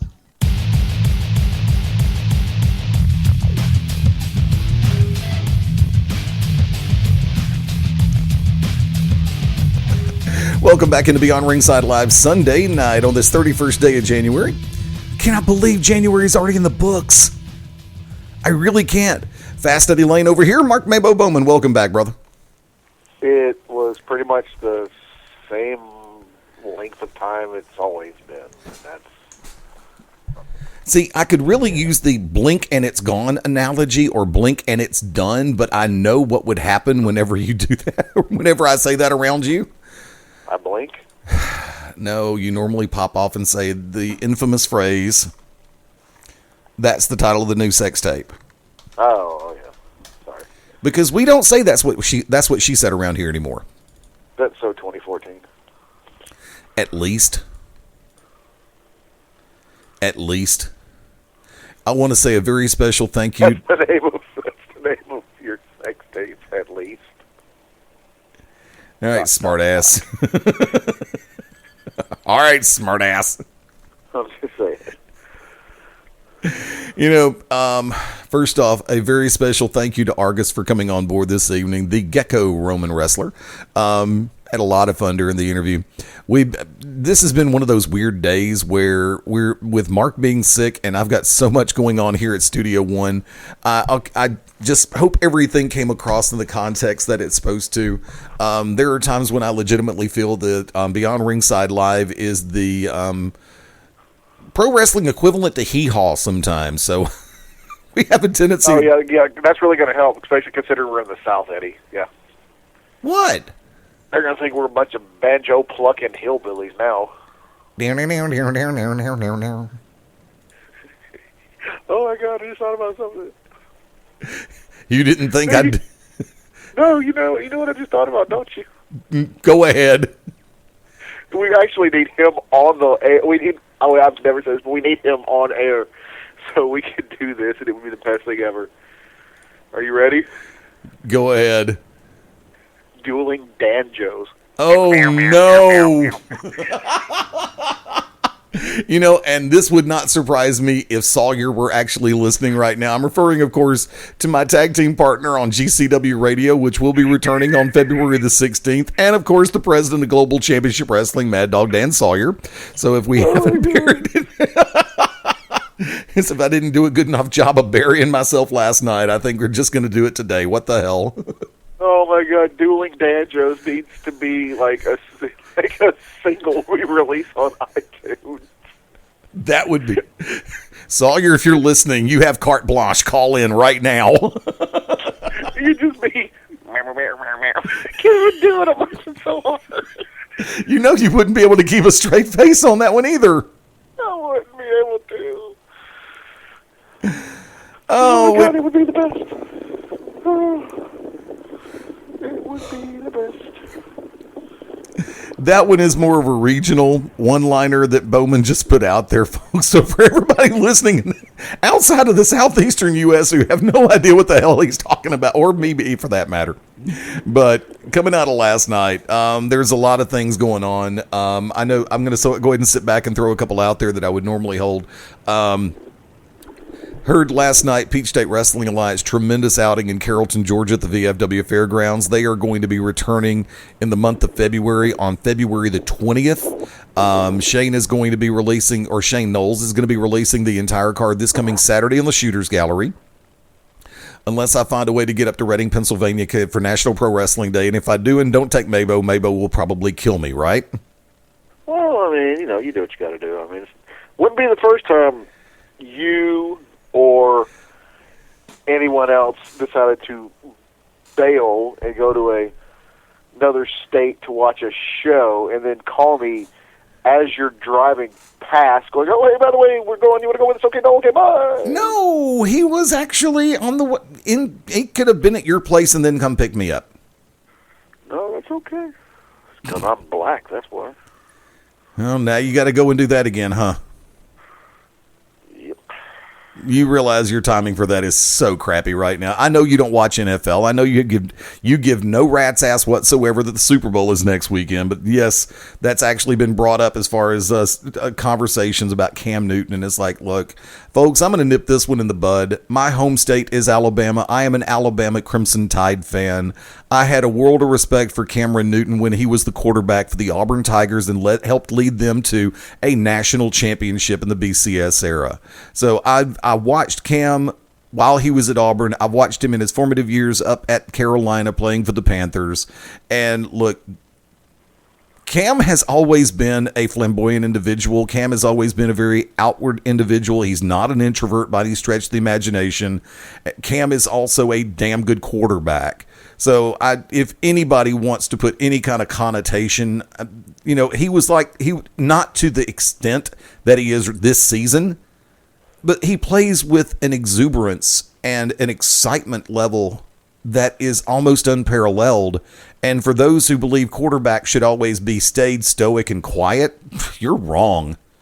So if there's anybody out there who wants to make this a race issue, I'm going to sit back and say this. I watched him at Auburn.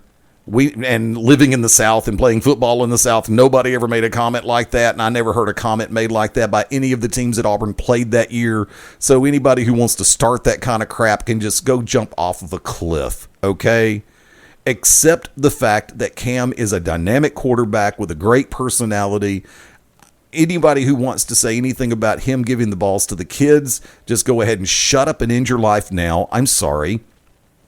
I'm tired of all the drama that's being purported around here, and I'll sit back and say this. I'm looking at Super Bowl 50, Broncos versus Panthers, as an era, a clash of eras, because, a lot of people are using the analogy about the tried and true gunslinger Peyton Manning against the young gun Cam Newton. I prefer to look at it like that. You've got two decidedly different styles of quarterback. Two great teams are going to be facing off in Super Bowl 50. And I'm going to be enjoying that game regardless. And for everybody who wants to make something that it's not even remotely related to into this whole discussion, please stop. Just stop. Take people at face value and quit trying to read too much or quit trying to instigate. Don't instigate, don't propagate, eliminate the hate. Plain and simple. Yeah. Now, where were we? I don't know. Halfway through your tirade, I started reading Impact spoilers. Stop it! Just stop. Oh, I'm not saying anything. I've already read those spoilers. About to say, I didn't think they'd had another set of tapings. They did over in the UK. Oh, jeez, they're not even done with. They're not even done with the ones they did a month ago.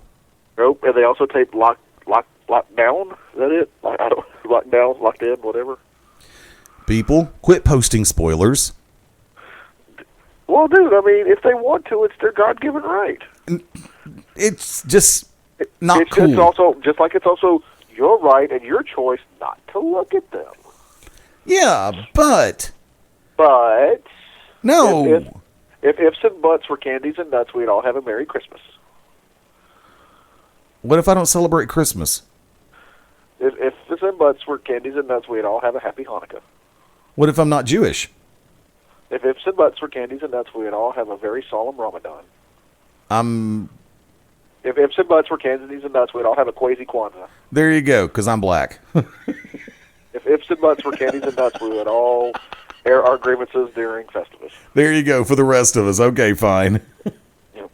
There, are we done now? You happy? I think we're done with all of them. Yeah, I think we covered most of them. To which everybody listening live and on the podcast are going, what the hell? No, everybody that's listening live and on the podcast are going, click. No, they're no, look, most people listen because they want to find out what the hell you're going to say next. And everybody went, yep, that's it. So, yes. What you doing tomorrow night? Well, actually, I'll be at Monday Night Raw at the Legacy Arena at the Birmingham Jefferson Convention Complex. Looking forward to it. Hashtag NASF. Anything you're not going to be doing? Hashtag NASF. It's an inside joke, people. Sorry, I can't divulge that one. I can do it on Tuesday for Back to Basics, but I can't do it tonight. How much you want to bet those darn people in Tennessee last month have been up to shenanigans again? Just like they always are, conveniently. Even though they were nowhere near Tennessee last month. Exactly. Oh, but kind of speaking of tomorrow night, live from the Birmingham Jefferson Civic Center Legacy Arena Complex, Thunderdome. It is being teased that I can't even do it. Brock Lesnar.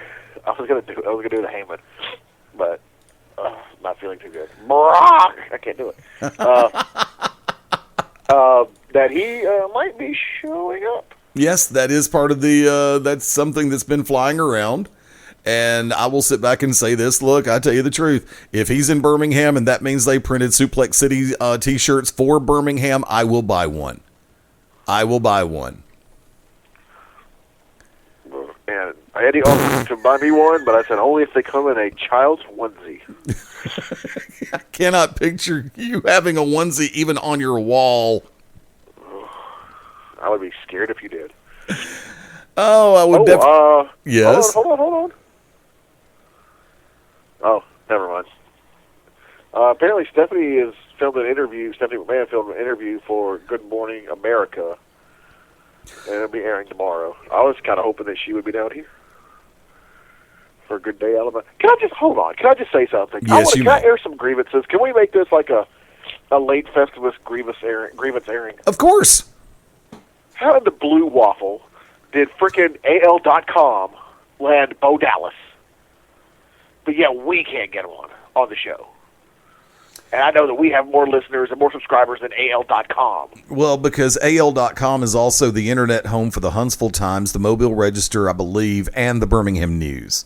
So they have three major newspapers, kind of, sort of, under their belt. So that gives them a little bit more credence than we do. Plus, WWE knows I don't kiss ass, and neither do you. But still.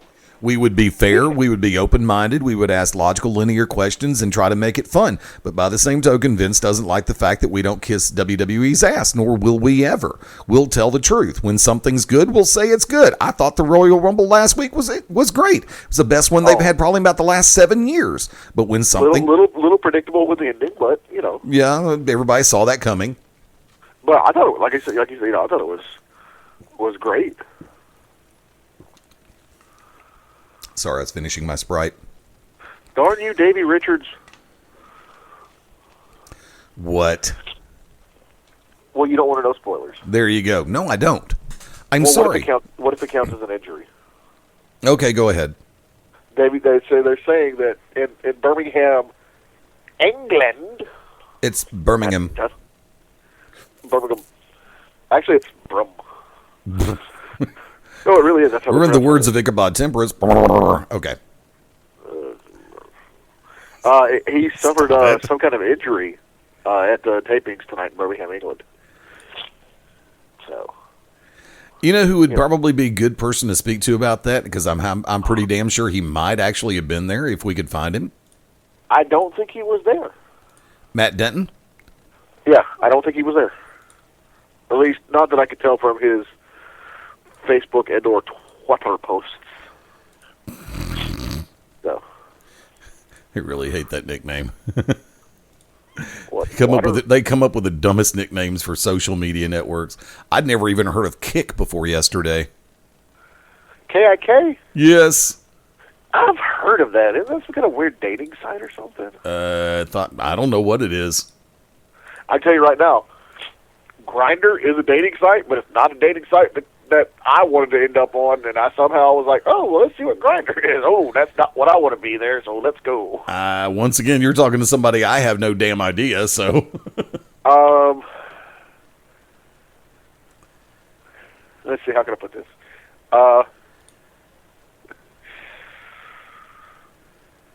People with Loafer Lightner. Oh, okay. It's their version of Tinder. Okay. Still, I'm not on any other social networks. I have Periscope. I've yet to use the damn thing. Uncle Bill would be on. Okay. More than likely. Allegedly. Allegedly, yeah, right. Uh-oh. I just got an email to him. It's probably him. He's going, well, let me tell you.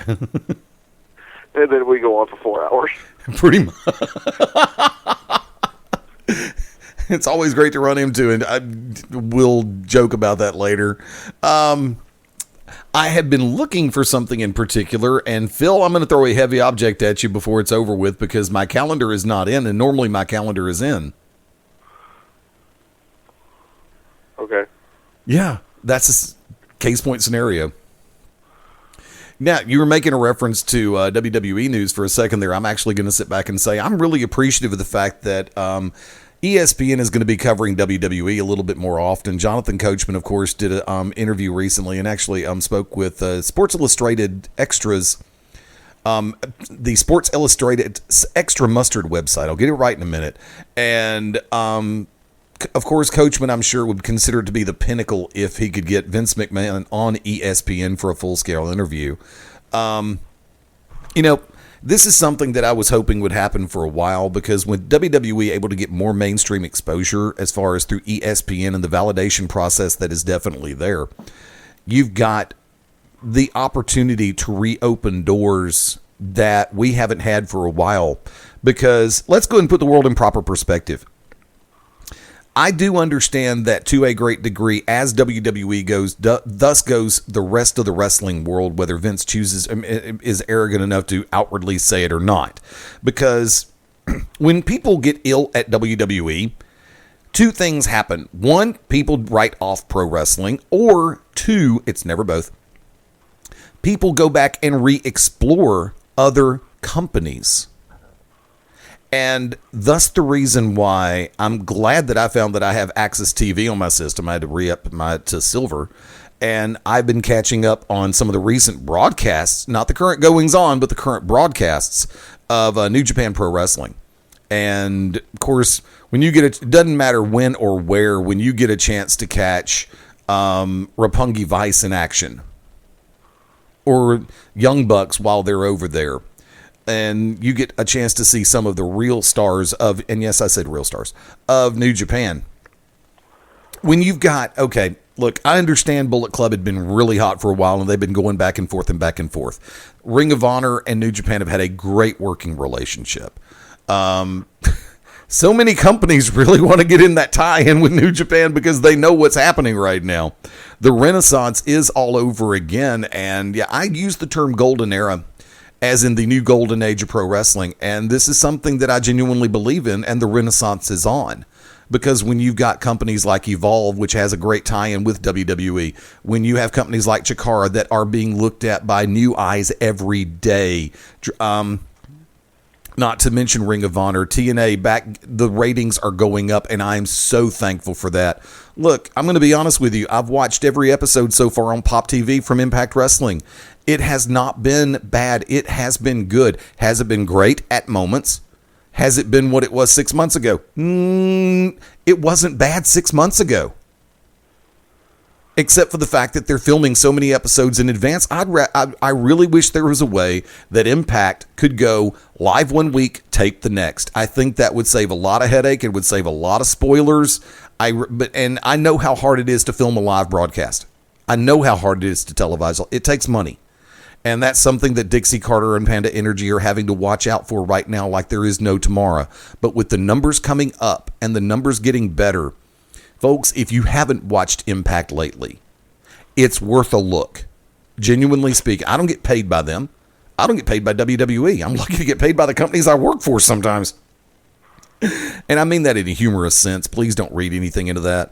But seriously, if you haven't checked out Impact lately, it has taken a turn for the better, even more so than 6 months ago in the last part of the DA run. The in-ring talent seems to be more inspired, and that's a good thing. There's a couple of things I have questions about, but you know something? I'll let them unfold naturally. Fortunately, one of the reasons why I don't do spoilers is because the fact that I haven't really... the only time that I'll ever do it is injuries and possibly the franchise title change. And I don't mean Shane Douglas. And because I like to watch things unfold in an organic nature. That's why Mark and I'll go back and forth every once in a while. When I'll make a reference, did you see? No, but I read. It's like, big difference. But Mark still actually watches the product, at least on a fast forward basis. Right? Yep. And I'm glad to see that WWE has tried to return a little bit of the focus to SmackDown and to help rebuild the relevance of the blue brand. So, you know, I think that 2016 January was a good month for this year for pro wrestling. And I honestly think it's going to get even better because I think with everything going on, we're in an election year, and I'm not going to go into politics. I don't play that crap except on Tuesdays. Yeah, there's your incentive to find out exactly what I'm going to say this coming Tuesday night. I'm not Republican. I'm not Democrat. I'm independent. I'm a free thinker. If nothing else, I'm a political anarchist because I believe the system is not the way it's supposed to be, but that's just me. So I don't care about the Republican debates. I don't care about the Democratic debates right now because they're not talking issues. They're talking BB guns filled with white vanilla pudding or something. I don't know and I don't care. When they start talking about issues, then I'll start paying attention. That's why it's like, look, get the hell away from the TV set for a little while, unless you have something like Impact coming on and you want to see it, or Raw, or Ring of Honor, or New Japan. And if you can find Paragon Pro, God love you, because I've been trying and I can't. Made me mad. But my last call officially in the books, Mark MaBo Bowman. I'll turn it all over to you for a few minutes. Last call, my friend. Topics, thoughts, lay them out there. Yeah, if people would check their Facebook messages or their text messages, that'd be great. There was a hint in there somewhere. Oh, okay. Just a little bit. That's why I said last call. Yeah, but you were doing that. I was trying to get you to look at that like 5-10 minutes ago. That's why I went to text instead of the Facebook messages. Oh, my phone's on vibrate, so I didn't know if you sent a text or not. Oh, yeah. Well, I sent a Facebook message first, and then I sent the text just now. Sorry, I had an adorable redhead texting me. I had to turn my phone off. Look, Eddie, you know my hair's not red, so don't be asking like that. That ain't you, buddy. All right. Anyway, no, let's call. You know, everything's been said, so I'm going to go ahead and throw into the shameless plugs with, first of all, you know, as the great wicked nemesis once said, and still says, go out and support your local independent wrestling. You know, you don't have to wait for the WWE to come to your hometown or possibly TNA to a casino or, you know, across the pond to another country. You know, there's a lot of great companies out there, you know, Northeast, Southwest, Midwest, Mid-North, South Atlantic, Pacific area, Argentina. So, you know, go out there and support your local independent wrestling, and definitely, if your favorite company has a streaming service, like Chikara with Chikaratopia.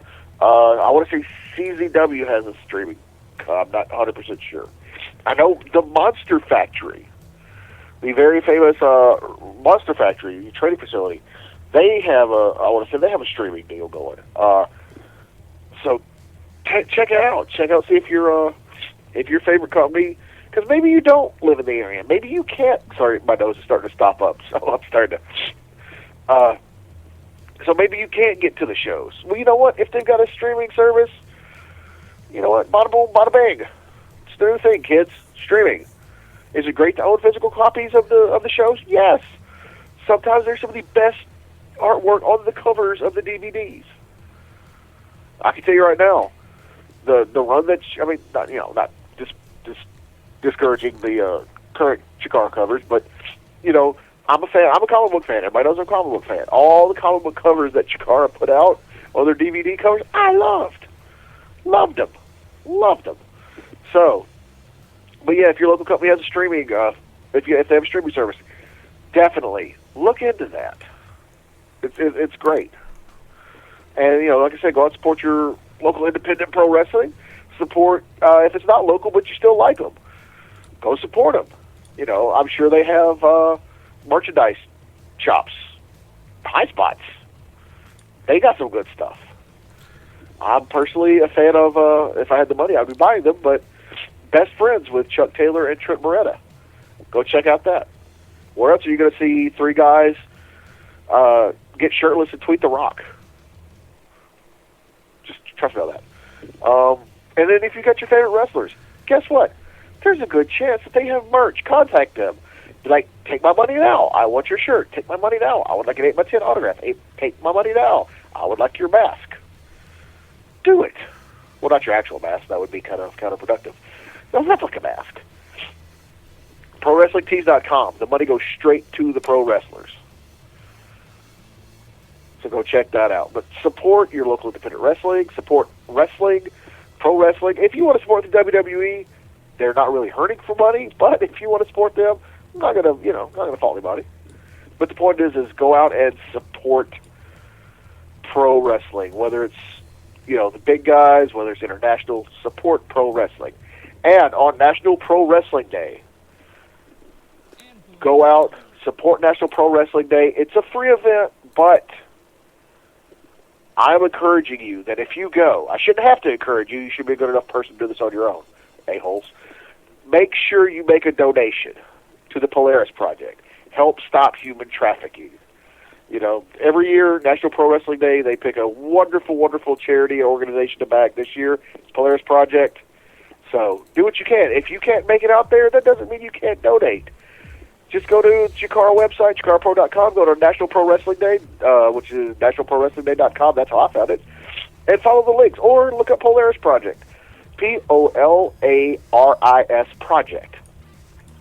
Look that up. Send them some money. Help end human trafficking. That's all I got to say, because I completely and 100% cannot breathe out of my nose now. So I'm about to pass out. Back to you in the studio, Fast Eddie Layne. Let me run this one by you. February 2nd. Let me go ahead and get this info pulled up real quick. At the Arena, 1416 Spring Street, Jeffersonville, Indiana. Girl Fight Wrestling. Doors, 7 p.m. Bell time, 7:30 p.m. All seats, $5. Advance tickets can be purchased at ticketweb.com. Already signed for February 2nd, which is right around the corner. Taylor Hendricks with Truth Martini taking on Kayla. Also, for February 2nd, in a weapons match, Samantha Heights versus Hardcore Heather Owens. February 2nd, Cheerleader Melissa taking on Crazy Mary Dobson. February 2nd, Girl Fight Wrestling. Thunder Kitty taking on Randy West. February 2nd at the Arena, 1416 Spring Street in Jeffersonville, Indiana for Girl Fight Wrestling. The Bullet Babe, Amber Gallows, takes on Daisha Day. Gallows mom. And also signed February 2nd, Dominique Fabiano taking on Ashley America. Ooh. We can't tell MaBo this. MaBo, you have to close your ears. I'll try. Okay. Also, you have Ray Lynn, Lexi Green, Amazing Maria taking on Savannah Evans, Solo Darling, and Scarlett Bordeaux. Oh, Solo and Scarlett. In the same building, in the same ring at the same time. So for our friends in and around the great state of Indiana, we want you to check this out. This is Tuesday, February the 2nd. Doors at 7, bell time 7:30. I wish I would have gotten the notice on this sooner. Phil, I will throw a heavy object at you. Good friend of the family and actually one of my guest co-hosts on Tuesday night, Phil Stamper. So real quick, go on Facebook, look up From the Desk of Nate Stein. Also, I believe it is natestein@hotmail.com. Upcoming live events, get them to him. That is the nice way to say it, you ding-dongs. Also, February the 2nd, Real Pro Wrestling, Riverside Community Center, 3061 East Riverdale Drive in Fort Myers, Florida, 7 p.m. bell time. We're working on the timing and the chronology for the balance of the week. I will go ahead and say I just received the brand new edition of the Midnight Black Mass. It will air at its regular time of 11 p.m. Eastern, 10 p.m. Central Time. Tuesdays, we're going to go with February 2nd. Back to Basics, the 10 Count returns at its regular time, 9 p.m. Eastern, 8 p.m. Central Time. Wednesday, February the 3rd, the To Be Determined Show, starring the Wicked Nemesis, 10 Eastern, 9 Central Time. On Thursday, February the 4th, the return of Corner to Corner at 11 p.m. Eastern, 10 p.m. Central Time. And this Saturday, February the 6th, the Shooters Gallery will be returning with a special Super Bowl pre-show. We may be off next Sunday for the Super Bowl. Not quite confirmed yet. Keep your eyes on .com. At this point, it's a 50-50 split. Yeah. 70-30 will probably do a show. But there's always that possibility. It depends on my road trip schedule. I'll leave it at that because I'm actually supposed to be going to Nashville next weekend. We're just going to try to put everything in proper perspective. But let's go ahead and take it home for one of our new best friends, the Gecko Roman Wrestler, Argus. Thank you for coming on. Greatly appreciated. Catch Argus over on Twitter. And also, catch for booking information, you can find him, catchargus@gmail.com. For my tag team partner, Mark MaBo Bowman. Well, I hate to say this, Princess Kimberly, but you're now the second in my heart. I'm going to have to go after Solo Darling. Because she's gorgeous, and she has fox ears. And it was also good seeing my good brother, Shep, last night. Oh, definitely. We didn't go into excruciating detail about last night's GCW live event in Pell City, Alabama. Why? Because you needed to be there. Plain and simple. Excruciating, apparently. You know me, when I get started speaking about what's happened, I have a tendency to go into a lot of detail. And in my case, it is excruciating when I go into a lot of detail. Therefore, it's excruciating. And everything can be covered this Tuesday night on GCW Radio. No, GCW Radio is not going to return until the 16th. Well, you blog it then. I don't know. Then pretty much, well, if nothing else, I know that we're going to cover a lot of it this coming Wednesday because it was one of Wick's Merchants of Death who won the GCW title. So you know he's going to be glowing like a proud papa. Oh, there you go. For Mark MaBo Bowman, I've already said my thing. Okay. I am the Magic City Motor Mouth Fast Eddie Layne saying thank you for joining us and please join us next time as we all go beyond ringside. Bye for now. You didn't do the hasta la Danya. No, I got a message from the owner of the company saying tighten it up, Eddie. It goes on forever. Are you emailing yourself? Yeah, I did, actually. It's like, Eddie, take a breath and shut up every once in a while. That's a shoot, kids. Say that one more time. I said, and that's a shoot, kids. See, I talk to myself in real life, and I talk to myself on Twitter and in email too. I've been known to text. I've been known to text myself every once in a while. And it's the best thing in the world too. I love it. Hold on. Killing music. Easter eggs continue. No, when we were at Ring of Honor, the S.A. Schmidtke was looking at me going, "What are you doing?" I said, "I'm texting myself the match order and the results." He's like, "Why don't you just use voice recorder?" I said, "This is faster." He's like, "No." I said, "Because I'm in the middle of a crowd and voice recorder probably won't work right." He's like, "Okay." And we've all seen what happens when you use voice recording. Thanks to me.